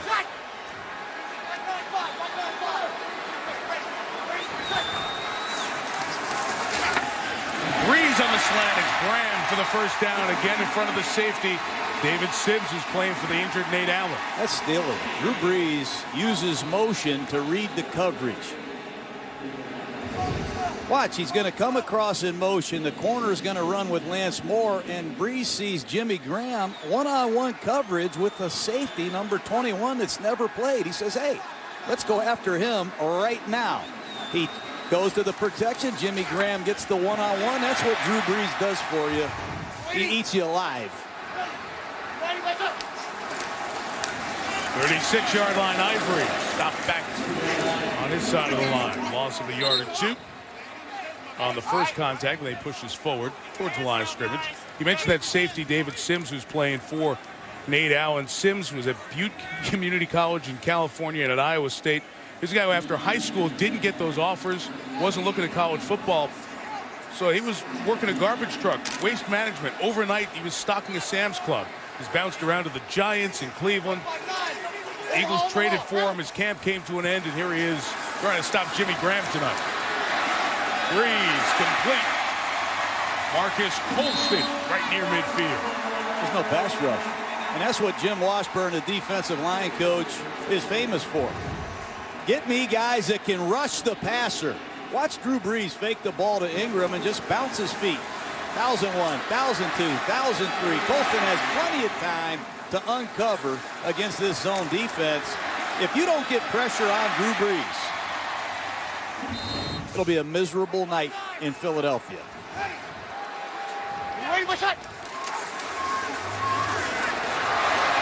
Tavares Cadet coming around on the run. Cadet inside the 20. Tavares Cadet with a flag down. Takes the dive by the 6. And all the Saints offensively are standing right back where that flag is at the 46-yard line. It would have been 45 yards. Philip Hunt, number 76, in as a backup. Holding. Offense, number 17. 10-yard penalty. Still first down. Over pursued that play. They don't have a 17. Robert Meacham is gone, but I think it's on Colston right here blocking the perimeter. He's had a tug of the jersey of Nnamdi Asomugha. Cadet ran by. That was the first time Cadet had run the ball from scrimmage. That would have been his first run of his career, but instead erased by the penalty. Fourth penalty on a wide receiver in this game for blocking on the perimeter. Not often that you see that call that often.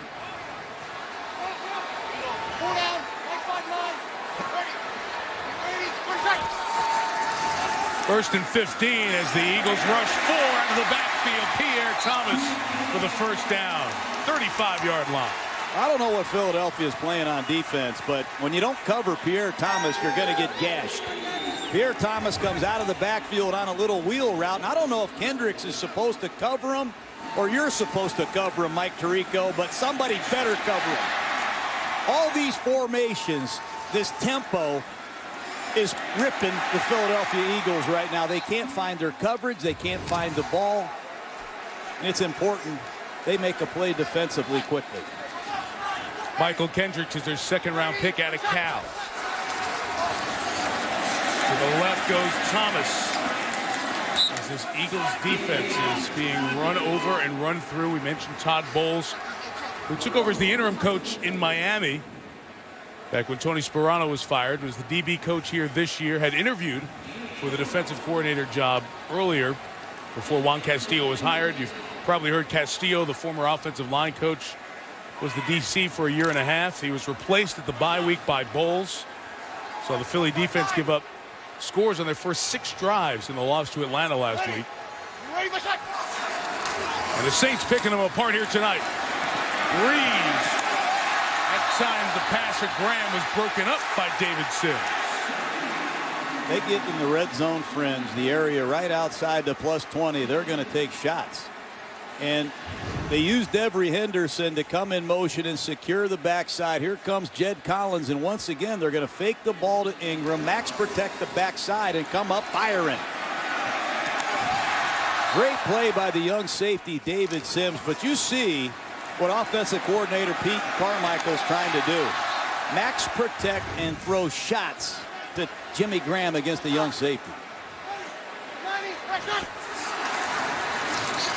3rd and 6 for Breeze.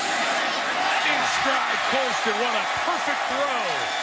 Gain of 21, first down, New Orleans at the 9. It's a lot of great things there. Pass protection. You're in a no-back set. Let's get Breeze the protection he needs. Let's nudge with Jimmy Graham and Pierre Thomas. Let's help these tackles. And Drew Brees has plenty of time to step up in the pocket and make a perfect throw. And Nnamdi Asomugha says, what do you want me to do? Marcus Colston. How do you not like a guy like Marcus Colston that can play 5 different positions and run every route in a route tree? What a throw by Breeze. Back at it again. Lost the football. It's laying right in front of Brandon Graham, who picks it up, and that's a huge turnover forced by the Philadelphia defense. Just its 9th of the year as the pass rush forced Breeze to spit it out.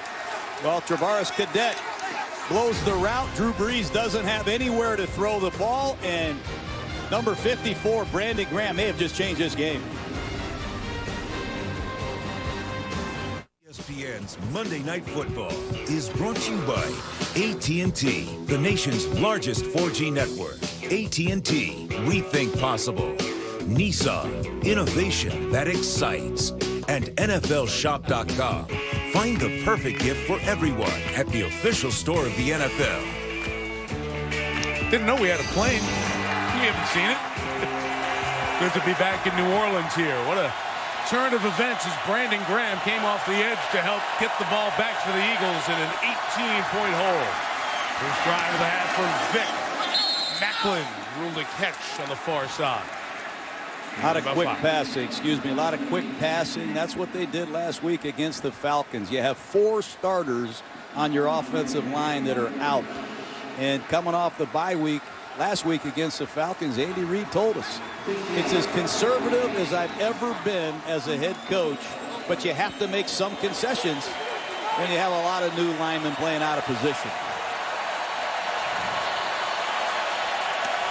LaShawn McCoy, the back. Vic with space, looking to launch, goes the other way, wide open, Jackson.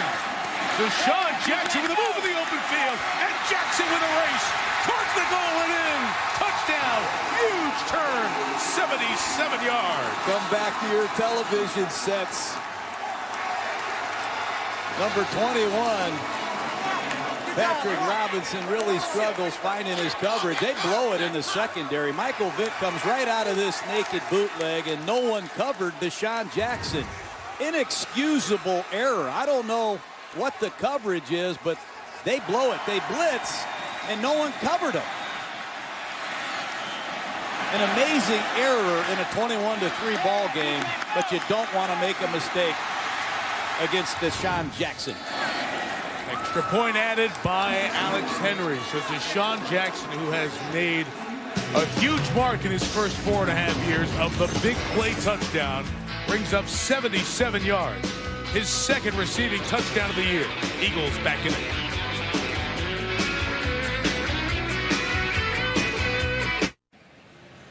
Well, now it's the turn of Steve Spagnuolo. That's a picture Saints fans have seen quite often this year. What were you doing? Where were you supposed to be? Patrick Robinson, why weren't you there? And I know Sean Payton, the head coach of the Saints, is sitting somewhere watching this, and he is asking himself a lot of questions about that play. The line drive, returnable kick for Travaris Cadet. He lost the football. It's still free, and at the bottom of the pile, David Sims, I think, might be there for Philly. Wow. Eagles ball on the turnover. Here comes the Philadelphia Eagles. This is like a Rocky Balboa script. They give Curtis Marsh 31, not 21 Sims, as it was forced out by the running back, Chris Polk. Put a young player in key positions. You better remember, in the big leagues, you better protect the ball. Great job poking it out by Chris Polk, the former running back of the Washington Huskies. He makes an impact play here on special teams in Philadelphia. Finish a red zone drive. We're talking about Darren Sproles and his kickoff returns. He's the main guy. for the Saints in kickoff return. So Cadet, the rookie, getting his opportunity, and that was a line drive returnable kick that he brought out and spit out. Recovery credited to Brandon Hughes, caused by Chris Polk. 2 turnovers in a minute. Vick taken off. Michael Vick on the run inside the 10. First and goal, Philadelphia at the 7. That looked like RG3 in week 1. Shotgun, play action, looking for a seam route. He's going to stick the ball in Deshaun's stomach. Nobody's open down the field. How about that elusiveness? Michael Vick must protect himself and the ball. He does both. Big first down. Looked like Michael Vick we saw in here January of 2000 when he was a freshman at Virginia Tech. Take it and take off.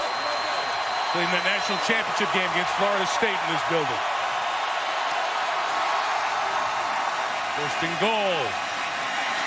Vick, nothing there. Throws it away in the red zone. Will Smith flushing. Don't know what that route was. Deshaun Jackson working against Patrick Robinson on some kind of double move. It was like a stutter fly stop.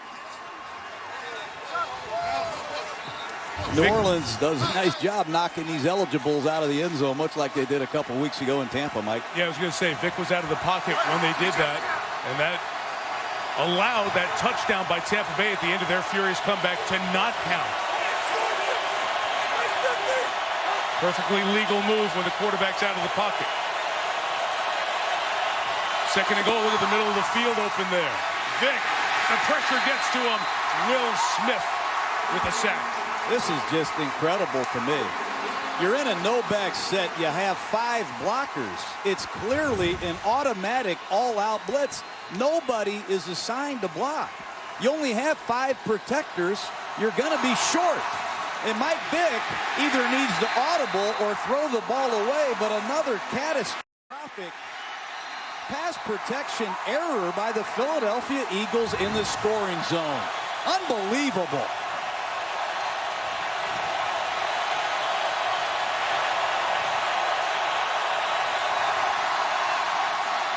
Third and goal. Vick, end zone shot. Too tall for Jackson, for Macklin. They call this Dino in Philadelphia. It's a double in. They clear out the deep zone with Deshaun Jackson, and they try to isolate Jeremy Macklin on a double in. He's going to run to the post, back to the corner, and then back to the post. Had a chance. Ball's a little high. Third trip in the red zone. They'll be lucky to get 6 points, Mike. Alex Henry from 37 makes his 13th consecutive field goal for Philadelphia. Cadet fumbled the kickoff return. Philly had it first and goal for the 3rd time. Second time they couldn't get a touchdown. They got 3. Well, so many folks watching back in the Philadelphia area have homes or friends on the Jersey Shore. So many areas crushed by Superstorm Sandy. American Red Cross providing meals, shelter, mobilizing resources. You can help redcross.org or text Red Cross to 90999. And you can give a $10 donation. And all the first responders and all the people who have mobilized to try and help, especially our friends devastated on the Jersey Shore. A lot of Eagle fans who are watching here tonight, thinking of you. Pierre Thomas goes back for this kickoff after the Cadet fumble last time around. Thomas will bring it out from 7 deep. And a nice return to the 30-yard line. Well, we talked about Darren Sproles and his impact, John, of what he provides to the Saints beyond a sure-handed kick return. Well, they're used to throwing his halfback choice to Darren Sproles. He comes out of the backfield. He wins every time. He gashes people with his halfback choice. But Cadet, he's not quite Darren Sproles. He doesn't get it done, and the pocket collapses on Drew Brees, and this is what caused the fumble. A little bit is not having Darren Sproles. And then you fumble the kickoff. They missed number 43. Ivory running, and there comes Asamoah off the corner to start it. And D'Amico Ryans, we have not called the name of the linebacker that they traded for from Houston. That's what we need from Nnamdi Asamoah. Impact the game at crunch time. Intercept the pass. Make a vicious tackle. They paid a lot of money to get the ex-Oakland Raider to push the Philadelphia Eagles over the top. And now it's time. Like 5'9". You ready? What's up? Mark Ingram's now the back, and Breeze will throw on second down. Ingram out of the backfield, past Ryan's first down. Mark Ingram to the 44. Check downs. D'Amico Ryans needs to hug that check down better than that. If there's too much space between you and the check down and you're a middle linebacker, you're going to have a hard time covering Ingram on this check down. Good pass protection. It allows Breeze to get there. D'Amico looked bad there. 9-5. You ready? What's up? The 44. Fake to Thomas. Breeze getting away. Throwing on the run. That is perfect. And that's a lot of the work they do after practice, day after day here in New Orleans. Devery Henderson, the reception. And Dominic Rodgers-Cromartie's the other well-known acquisition of this Philadelphia Eagles secondary. That time, Devery Henderson does a great job coming out of his break and running back downhill for the completion against the former Arizona Cardinal. But these two veteran corners, one of the two of them needs to make a dynamic play for this Eagles secondary. Chris Ivory now the running back. Met in the backfield by David Sims, and that rookie who's been picked on trying to cover Jimmy Graham makes a play on the other side of the line. I love what Todd Bowles is doing right now. He's blitzing and challenging the New Orleans Saints. Strong safety blitz right off the right side. You'll see Nnamdi Asomugha clean up, but Sims is unaccounted for. He wraps up. He's holding on. He gets help from his veteran corner. Nice play. A lot of those Sims tackles have been after first downs by Graham, who's made two good plays this second half.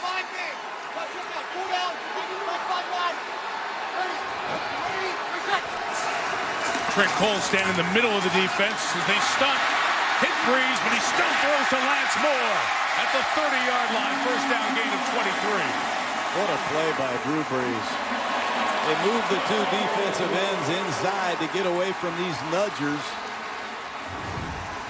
Look, they put Cole, they put Babin inside. They have the big fellas on the outside, but watch Lance Moore on the right side of your screen uncover against Dominic Rodgers-Cromartie. That's two pro football players on the same page. Breeze and Lance Moore. What a route. Mark Ingram. 7 yards, hard yards, and Ingram has looked good tonight. You know, a lot of folks around here were critical of Mark Ingram. Saturday, an hour or so away in Baton Rouge, LSU and Alabama had their what's now annual terrific game, and there was Ingram on the sideline after the Alabama winning drive, all fired up for the freshman who scored the touchdown for Bama, the running back. And LSU fans and Saints fans, a lot of the same folk, and they were unhappy. Their Saints players rooting for Bama. I can't blame them. You got to learn from that. Guy did win the Heisman, but they're cheering for him tonight. This is one of the better nights Ingram's had this year. 2nd and 3, Breeze. Ingram again, second catch out of the backfield on this drive. All go special. 4 verticals with Ingram working underneath. This is a great night for Mark Ingram. He's going to work underneath. They're looking down the field for one of these 3 seam balls, but Ingram is graduating to another level in the passing game. Great to see from the second-year running back from Alabama, making plays in the running game and the passing game. And now Pierre Thomas. John, do you like what they're doing with the rotation of backs? They're using, as you said right in the beginning, all 3 that are veterans for this team. I think it's hard to be a running back for the New Orleans Saints. These must be real smart, unselfish backs. Usually a back wants back-to-back runs, or they want to see the same scheme twice in a row. Not these guys. They come in and they run a play. They do a heck of a job. And Zach Strief, the right tackle for the Saints, is shaken up. Medical staff looking at the captain. Medical staff looking at Zach Strief, who walked off under his own power. Replaced at right tackle by Charles Brown, the second-round pick out of USC 3 years ago. This is second down for Breeze. Looks for space and throws over the middle. Incomplete. Lance Moore is looking for a flag. And one comes in very, very late.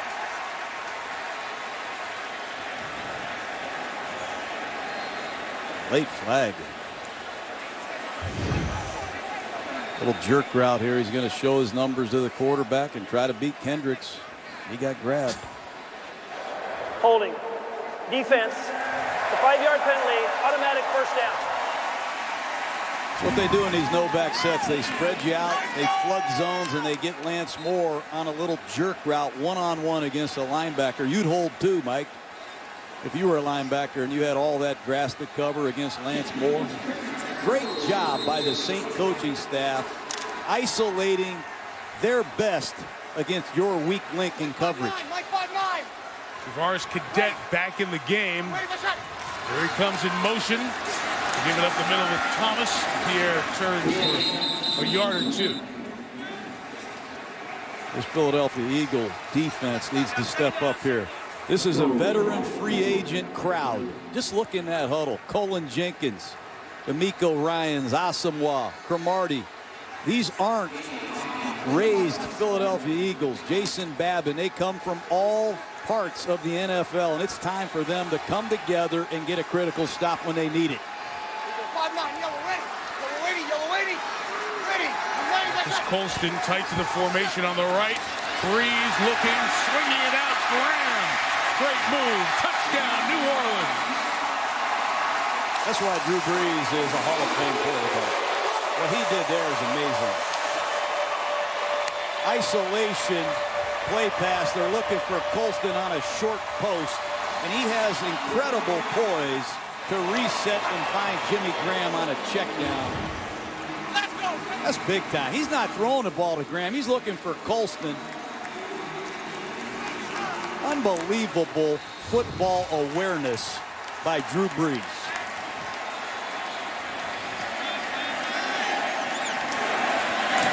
That's the point added by Garrett Hartley. 22 touchdowns now on the season. Passes by Drew Brees. 5th time he hooks up with the tight end, Jimmy Graham. 15 points the lead for the Saints.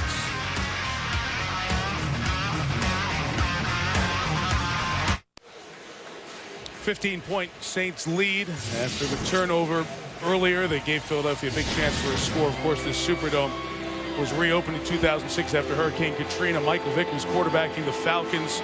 They went 3 and out.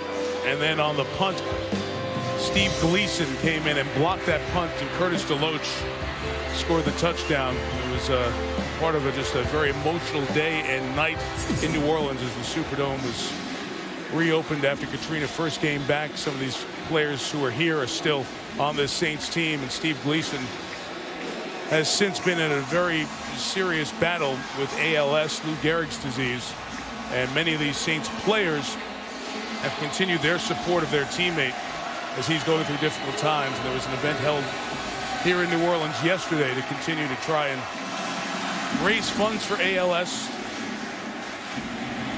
Team Gleason has been a charity that so many players, including Thomas Morstead, kicking off right now, growing mustaches in support of Gleason, helping try to raise awareness of Monday. Brandon Boykin with a throwback across the field, and this is Riley Cooper down the sideline. There's a flag down because that's a forward pass. So this great wrinkle on special teams for a touchdown will be for naught as 2 flags were thrown right at the pass point. Riley Cooper was almost laying down, I think, in the end zone on the far side to just kind of play dumb and hidden. And a Music City Miracle attempt from the famous playoff game in 2000. Illegal forward Doesn't pass. happen. On the return team. That penalty is half the distance to the goal line. First down, Philadelphia. All right, so we've got a camera looking right down the goal line just to give you a sense. Here's the pass happening from the 4-yard line. John just circled him there, and there's the pass going forward. And you see clearly it's caught at the 7, so it's not even close. And there's where he was. Great job, guys, finding Riley Cooper lying down in the Saints logo so you couldn't see him. And Brandon Boykin who's the all-purpose player, throws it that way, and they had the wall set up, and they had it going all the way for the touchdown, except for one basic mistake, the forward pass. I have never seen that play before. Bobby April, the special teams coach of the Philadelphia Eagles, he must have had a late night this week coming up with that play.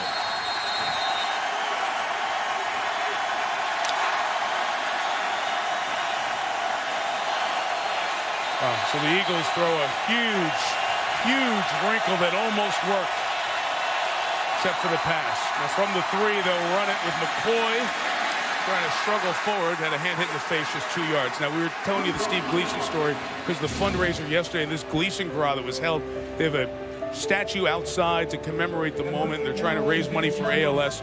One of the reasons we're telling you this now is because we just found out that Steve was here tonight, taken away from the Superdome by ambulance in the first quarter. Sean Payton, the coach of the Saints, was here to support last night. He was non-responsive in the stadium, taken by ambulance to a hospital here in New Orleans. He's alert in the ER and being examined there. His wife Michelle with him, they said to be resting. So that word just coming to us from the Saints. Wanted to get that to you right away. Vic hit as he throws, and that pass is incomplete. Michael Vick took a really big hit one more time, and we'll have third down. Well, it's not competitive pass protection. You got to protect better than this to have any kind of passing game. By the time he sets his feet, the Saints are closing in on him. Right tackle Demetrius Bell has struggled at left tackle. Now he's struggling at right tackle. I don't know what you call if you can't pass protect. Play clock's at 8. Vic just getting the Eagles out of the huddle. Timeout.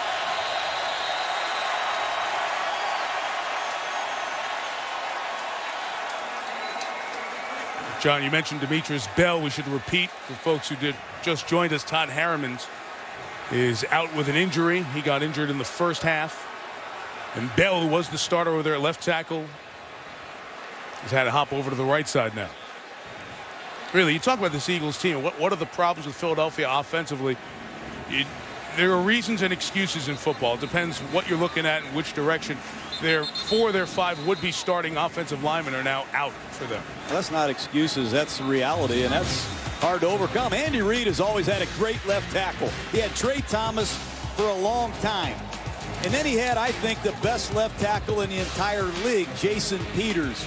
Neither one of these guys are playing. You don't go from Trey Thomas and Jason Peters, who is a tremendous talent, to a guy like King Dunlap, who's never played more than 3 or 4 games in a row in his life. 4 new starters. Good luck. Third and 8. Vic out of his end zone. Zings it complete. Big hit, and Macklin holds on despite the contact from Isa Abdul-Qadir's first down. This shows you a little bit about the football guts of Michael Vick. Been hit a lot tonight, backed up in his own end zone. He hangs in there and throws a bullet to Jeremy Macklin. Good pass protection and an excellent throw. Great job hanging on to the ball by Macklin. 10 for Philly, 7 for New Orleans in the third. And after 3, it's the Saints by 15.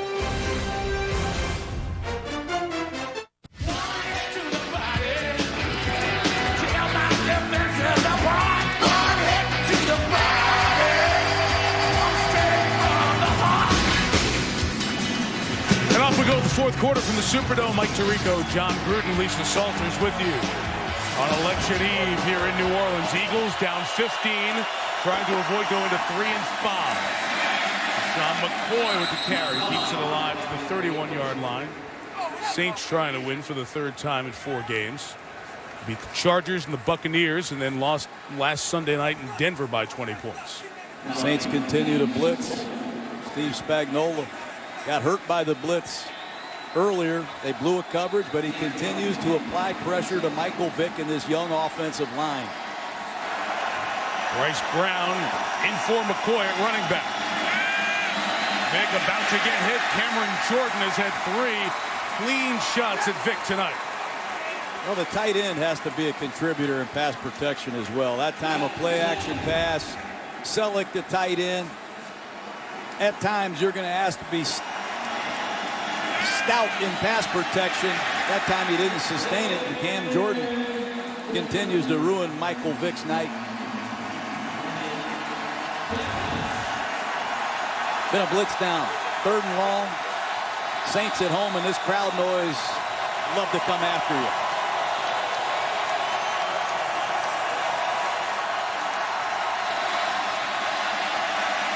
Vick, Avant's going to have to run for it. Jason Avant, airborne, gets it. First down. That veteran Avant, so important on 3rd down for Vick. Well, this Philadelphia Eagle offense, they do a great job with ball distribution. That time they want Deshaun Jackson on a double move. Nice chip by Jason Avant. Watch him rally for the first down. He knows exactly where he needs to get. Avant, Macklin, Deshaun Jackson, Selleck, and McCoy all catch 40 passes every year, it seems.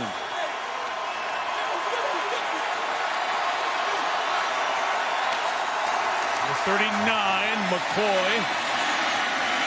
Jump by McCoy. Gain of 5. A good spring in his step tonight as LaShawn is about 112 yards running tonight. Not many guys can jump from one gap to the other like LaShawn McCoy. I compared him to Barry Sanders a few months ago, and people got on me about it, but not many guys can jump from one gap to the other at full speed like LaShawn McCoy.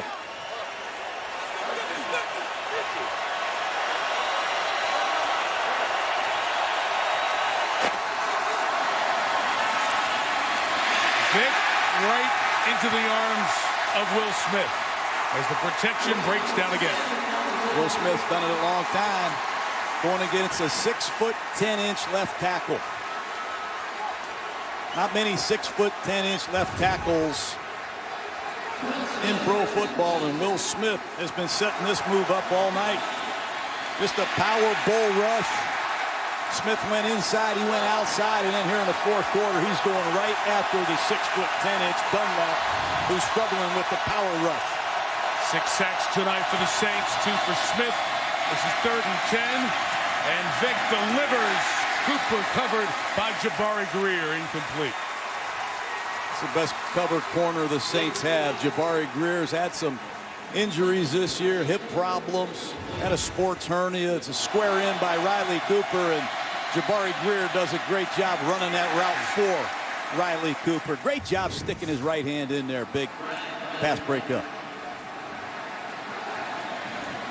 Lance Moore is back as the 2-time Pro Bowler, former Cowboy Matt McBriar kicking it away.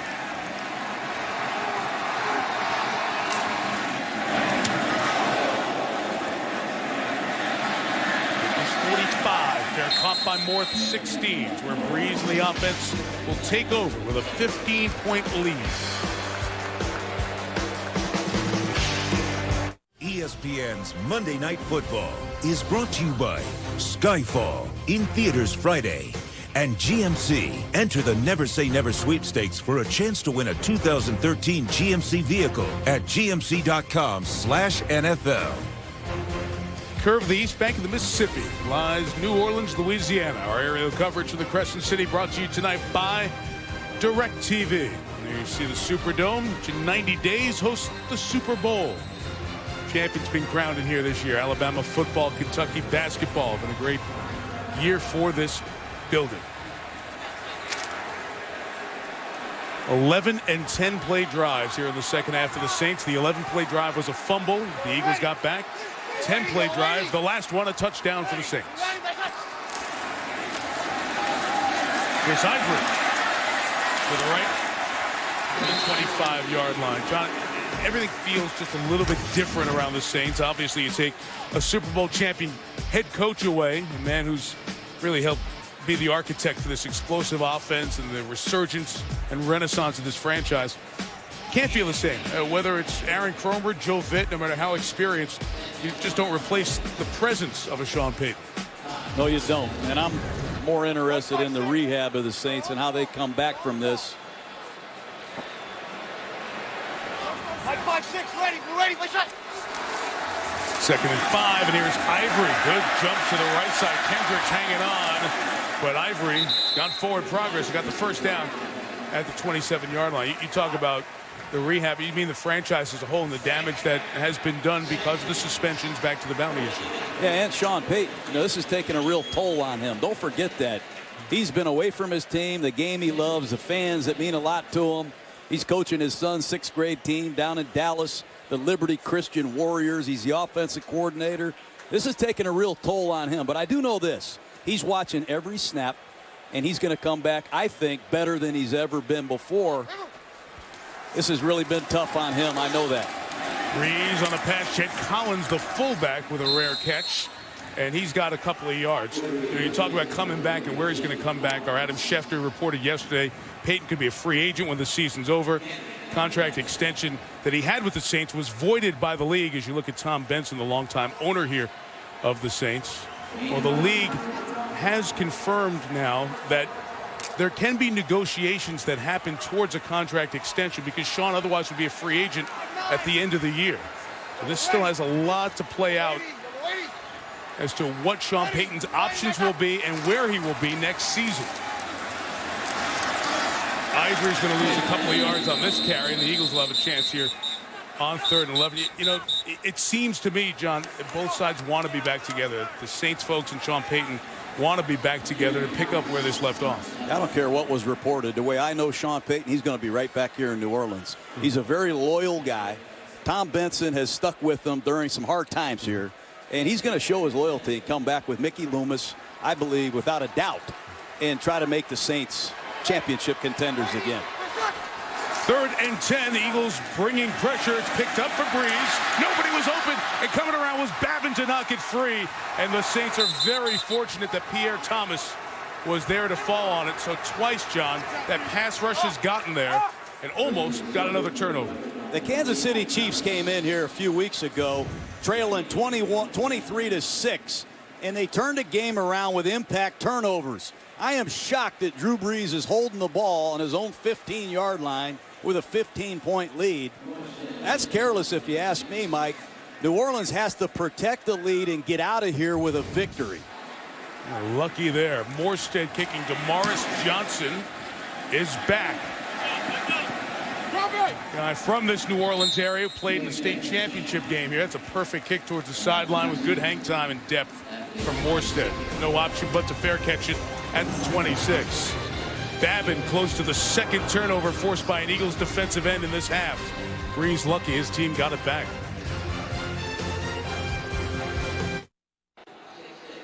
Well, the Eagles defense maligned in that first half. Shown up here in the second half, able to put the ball on the ground a couple of times for the Saints, get it back once for the offense. And now down 15 with 8:45 to go. Limited margin of error for Michael Vick and the Eagle offense. No gain. If anything, loss of a half yard as Tom Johnson played in the Arena League, the Canadian Football League. Played for the Philadelphia Soul, made the tackle. Demetrius Bell at right tackle. Right guard number 67. Dennis Kelly continued to struggle. Eagles were able to run it well in the first half. Vick taking off. And Michael Vick slides forward at the 33-yard line, really dives forward. You go no huddle here now, John? Got to hurry. I'm surprised Philadelphia isn't pushing the envelope a little bit. Here they go into the no-huddle offense. Down 2 scores. Hard to do with a lot of guys out, but Philadelphia is looking at a real uphill climb inside of 8 minutes.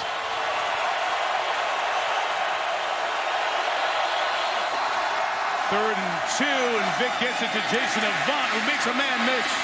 Good first down play for Avant to the 41-yard line. Another missed tackle by the Saint defense. Steve Spagnuolo's called a great game tonight. He's got New Orleans Saints in perfect position to make plays. This time it's number 24, Corey White. Missing a tackle. You have to have secondary people that can make one-on-one tackles against spread formations these days. Boy had the block on the defensive end. Vick made that all on his own. Out of bounds in front of Roman Harper, first down. Michael Vick. You want to bench Michael Vick, you might have 10 sacks. McCoy comes across the formation for a pickup. No one blocks number 24. He makes Martez Wilson miss and gains 12 yards. He should have been hit 5 times. I think 2 offensive linemen touched no one on that play. Inside of 7. Number 7 to McCoy. John McCoy looks really good tonight to the 29-yard line. Pattern I recognize. I used to call that with Ricky Waters back in my days in Philadelphia. A little Texas route. Halfback angle out of the backfield. Michael Vick throws it sidearm to sense a throwing lane. I guess you got to do that when you got 6'10" left tackles and 6'8" right guards. Roman Harper down at the back end of that play. Injury timeout at 6:27 left in regulation. Next Monday night to the black and gold in Pittsburgh. Steelers at 5-3 and the struggling Chiefs. Monday Night Football begins with Monday Night Countdown, 6:30 Eastern Time. We'll see Big Ben off the win over the Giants. First down, it's LaShawn McCoy with a run. The 23-yard line. So McCoy, 20 touches, about 130 yards here on the night. Blitzes continue, and just because you blitz doesn't mean you're okay in defending the run. The Saints have to be very careful that they shut these gaps down, even if they do blitz, because McCoy has gashed them a few times. 22 design run with Vick. McCoy able to get the block downfield, but Michael goes down after the first down is picked up at the 16. Plenty of time left. Philadelphia has really struggled, obviously, in the red zone. They need their best play selection. They must expect pressure. It's these red zone blitzes from New Orleans that have hurt Philly the most tonight. 16, it is Vick. End zone flick out of the end zone with Jackson blanketed by Patrick Robinson. Earlier in the game, all-out blitz, double-edge pressure from New Orleans. They throw a little quick out to Selleck. To beat the blitz, ball's tipped, intercepted by Robinson, who races 99 yards. Then it's a 7-man blitz. You have a 5-man protection. You're going to be one short. It's like Michael Vick never expected it. Pressures have killed Philadelphia. They better be alert for another one. 2nd and 10, direct snap taken by McCoy, trying to get to the edge. Nothing doing there. Corey White got past Jason Avant to help force it, and the big cleanup comes from Jonathan Casillas. It's a great play by Corey White. You see Avant come in to try to block the perimeter. Doesn't happen. Mathis is the lead blocker, but number 24 beats Jason Avant. Big 3rd down. Andy Reid's in 4-down territory. Any kind of gain isn't a bad thing.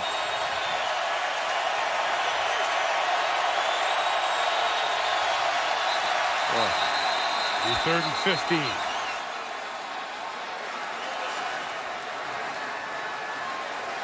May go the other way. Let's see. We're going to talk about this. Perhaps 3rd and 5 instead. Neutral zone infraction. Defense, number 94. 5-yard penalty. Still 3rd down. Cameron Jordan, who's had a couple of hits on Vick, that time gives him a 3rd and 5. Take a look at it. You're the right tackle. You feel a neutral zone infraction. You start your pass set. 3rd and 5, and Philly has 4 downs. They had 2 downs to make 5 yards. The receivers at the bottom and Brent Selleck, the tight end, at the top. Defended by Jabari Greer. Coming underneath is Selleck, who got the first down at the 5. White tried to rip it out, but couldn't get it. So 1st and goal, Philly, 4:25 to go. John, this is the 4th time the Eagles have had 1st and goal tonight. And it's a nice job by the Eagles pass protecting. Selleck finally finds an opening in this New Orleans zone coverage and gets the first down to set Philly up with a big 1st and goal. 1st and goal has yielded -1 point for Philly. 2 field goals and 1 pick six the other way for New Orleans. Vick play Harbor, the tight end, open field play 3 times in a row. The rookie out of Sanford, Corey White, has been very good. Boy, that screen didn't fool anybody that time. We have a flag down.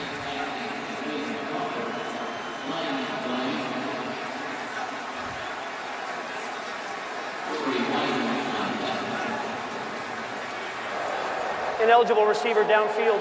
Offense, number 77. 5-yard penalty. Still first down. Demetrius Bell, the tackle in because Harrimans is hurt.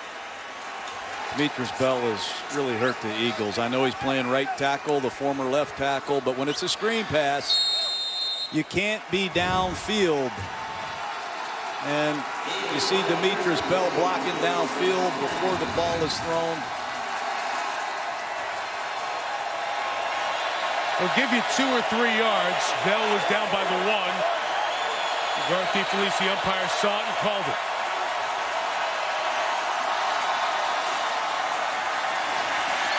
McCoy just out of his range as Casillas is waiting to make the hit. It's the same pattern he caught earlier in this drive. Have to trust that the quarterback's not going to lay you out to dry. That time McCoy started running before he caught the football. It's a common fault by most backs.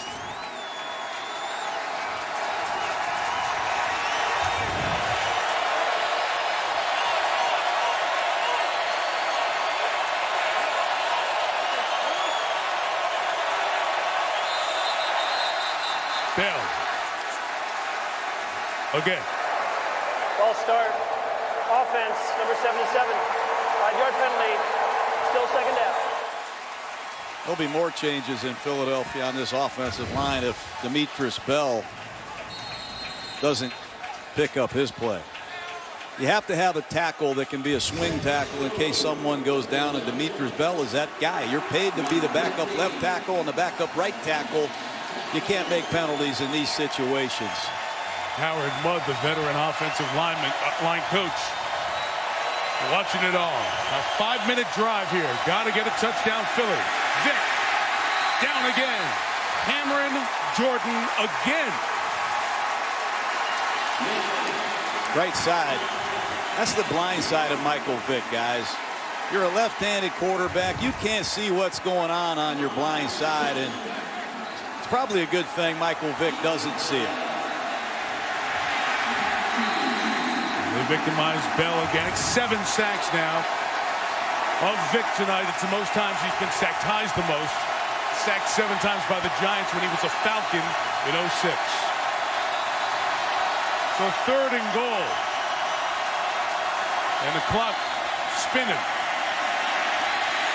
Vick throws, gets a bunch of yards back, fumbled but recovered by Selethen. He lost it again. And Issa Abdul-Kadous able to come up with it.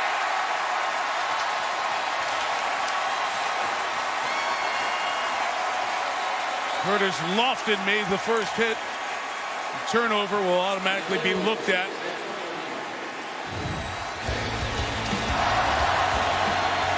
Team plays 5 minutes 40 seconds. And the Eagles once again get close, get nothing.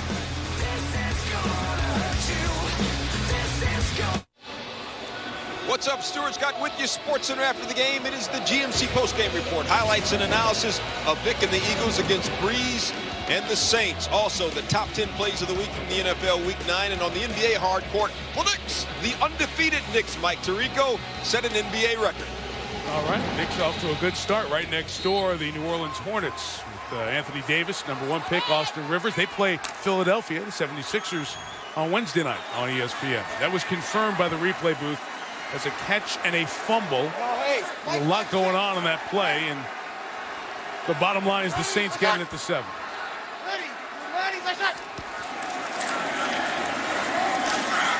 Run by Ingram for 2 yards. Philadelphia's going to start using its timeouts here. They take one at 2:56. Let's go back to that last play. Bring in Jerry Austin again. The receiver gets the ball 2 feet on the ground, and then he turns to make a football move, and he's hit instantly when he turns. Then he goes to bring the ball in, and with his own hand, before he gains full control of the ball, he knocks it away. So we got a catch fumble, and he does not control it on the ground.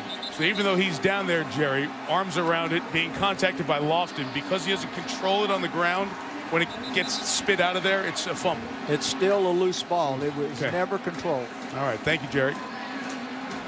And it's John for Selleck and the rest of the Eagles, the night of the red zone nightmare.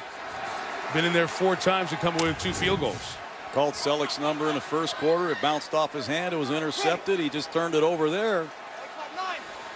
Exactly right, Mike. Philadelphia down to its final timeout, and the Saints will throw to Jimmy Graham. Pulled down by Akeem Jordan. Final timeout taken at 2:47 here by the Eagles. So to that point for Andy Reid's team, first and goal 4 times. They had 2 field goals, the 1 interception in the first quarter. They went back for a touchdown, and that fumble lost. And the Philadelphia loss here gets them to 3-5, and this has been a big issue for this team. Those turnovers at the wrong time. This NFC East, there's not a lot of happy campers in this division this weekend. Washington, a tough loss at home. The Giants got beat yesterday at home. Cowboys, tough loss last night. 9-7 won the East last year. The Giants, they won the World Championship. The Eagles are going to be 2 games behind New York, it looks like. Have some obvious things they need to clean up. The right tackle position on offense and their red zone will get some extra work this week. Philly plays Dallas and Washington the next 2 weeks. Dallas 3-5. Washington 3-6, and the Eagles just a few minutes from 3-5. Toss to Ivory, just down inbounds, which is important for New Orleans. It's shy of the first down. It looks like they'll just take it right to the edge of the 2-minute warning before the play clock runs out. How do you not like Chris Ivory? Some of these Saints, they come from nowhere. I think their best pass rusher, Junior Gillette from, I don't even know where he's from. Stillman College. He got hurt earlier in the game. Ivory is from Tiffin College. I don't know where the Saints find their players. Drew Brees is doing a good job here, John. He's working with the guys on the sideline. Got Joe Vitt to go down to just make sure they maximize the clock, and they didn't. They didn't get there in time. So Morstead kicks an absolute rocket that Johnson gets at the 20. It was a 63-yard punt that Johnson brought back to the 38-yard line. Brees, the absence of Sean Payton, he's trying to help head coach the team. He's trying to get to Vitt and say, get it down to 2:01, take the timeout, then punt to maximize the other side of the 2-minute warning. Officially 66 on that massive kick by Morstead. Saints by 15. Eagles down 15. Looks like they're on the way to 3-5. Nobody's had a better winning percentage in Eagles history. Andy Reid's only had 2 losing seasons in his first 13 and been to the playoffs 9 times. He stacks with the top names in the business right now. Bill Belichick, second to Bill in active head coaches division titles. One behind multiple Super Bowl champs Belichick and Coughlin in playoff wins.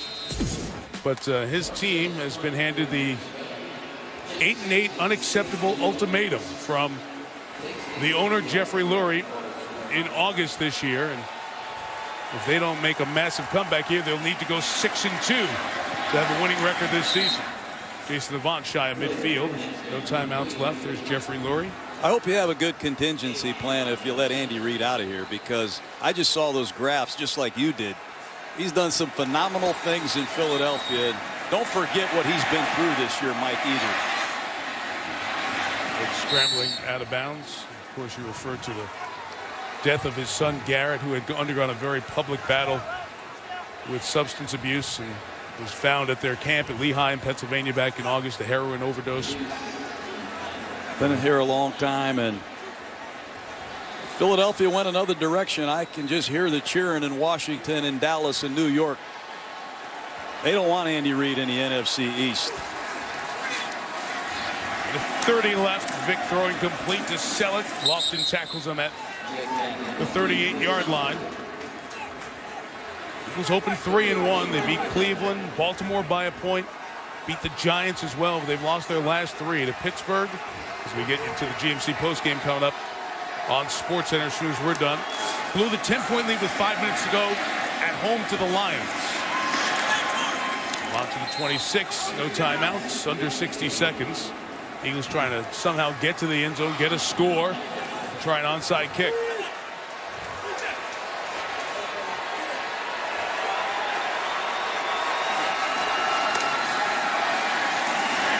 Vic taking a shot out of the end zone. Deshaun Jackson pulls up. Look on the other sideline, you see head coach Joe Vitt. What a year it's been for him.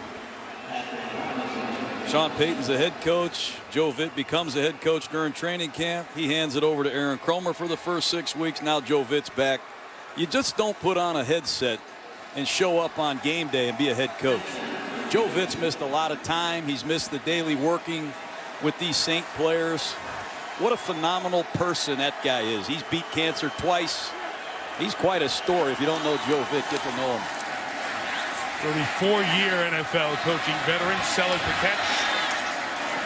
Inbounds to 15, 30 seconds, tumbling clock. Great coaches, they prepare their teams and they present their game plans. These two guys, I had a great experience working with Andy Reid and Joe Vitt. Man, do they prepare, and they can really present their game plans to their teams. Great salesmen of their football. They've done it forever. It's just too bad one of these two teams has to lose tonight, but I really credit the work Joe Vitt, Drew Brees, and the Saints have done in an unbelievable, maddening season.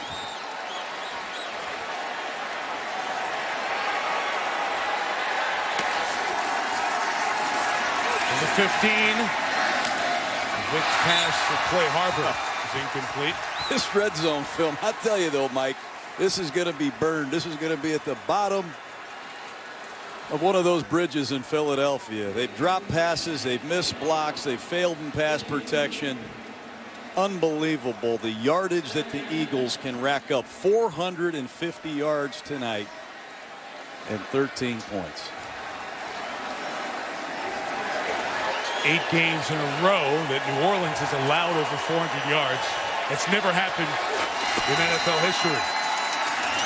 Vick off the hands of Avant and incomplete. We'll have 4th and 10 coming with 14 seconds left. The Eagles need to catch the playmaking fever. No one has made a great catch, a phenomenal run in a long time in the red zone. Balls are bouncing off people's hands.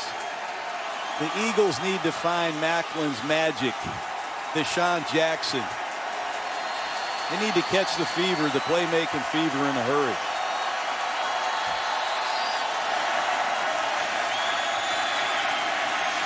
Vick. And it ends that way. 447 yards, 272 throwing, but 7 sacks of Michael Vick tonight. And the Eagles will fall to 3-5, and the Saints will improve to 3-5.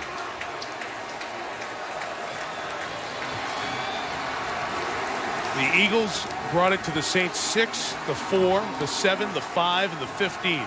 So 5 times they had it inside the 15-yard line, and only 2 field goals to show for it. All of a sudden, New Orleans has won 3 out of 4. And they know they have a lot of work to do, but as long as they have this quarterback and this nucleus of skill players, hard to bet against them. Drew Brees has put a lot on his shoulders in the absence of his head coach, Sean Payton. With the suspension, they get their general manager, Mickey Loomis, back as his 8-game suspension comes to an end, and Mickey will be back to the office tomorrow morning trying to put together the pieces of a Saints team that's, as John said, won 3 of the last 4, while the Eagles have dropped 4 in a row and 5 of their last 6. Eagles play Dallas next week, and the Saints get the undefeated Atlanta Falcons. SportsCenter coming next with John Gruden, Lisa Salters, our entire Monday night team. Mike Tirico saying good night from New Orleans. This has been a presentation of ESPN. Enjoy exercising your right to vote tomorrow. SportsCenter starts next. ESPN thanks you for watching this presentation of the National Football League.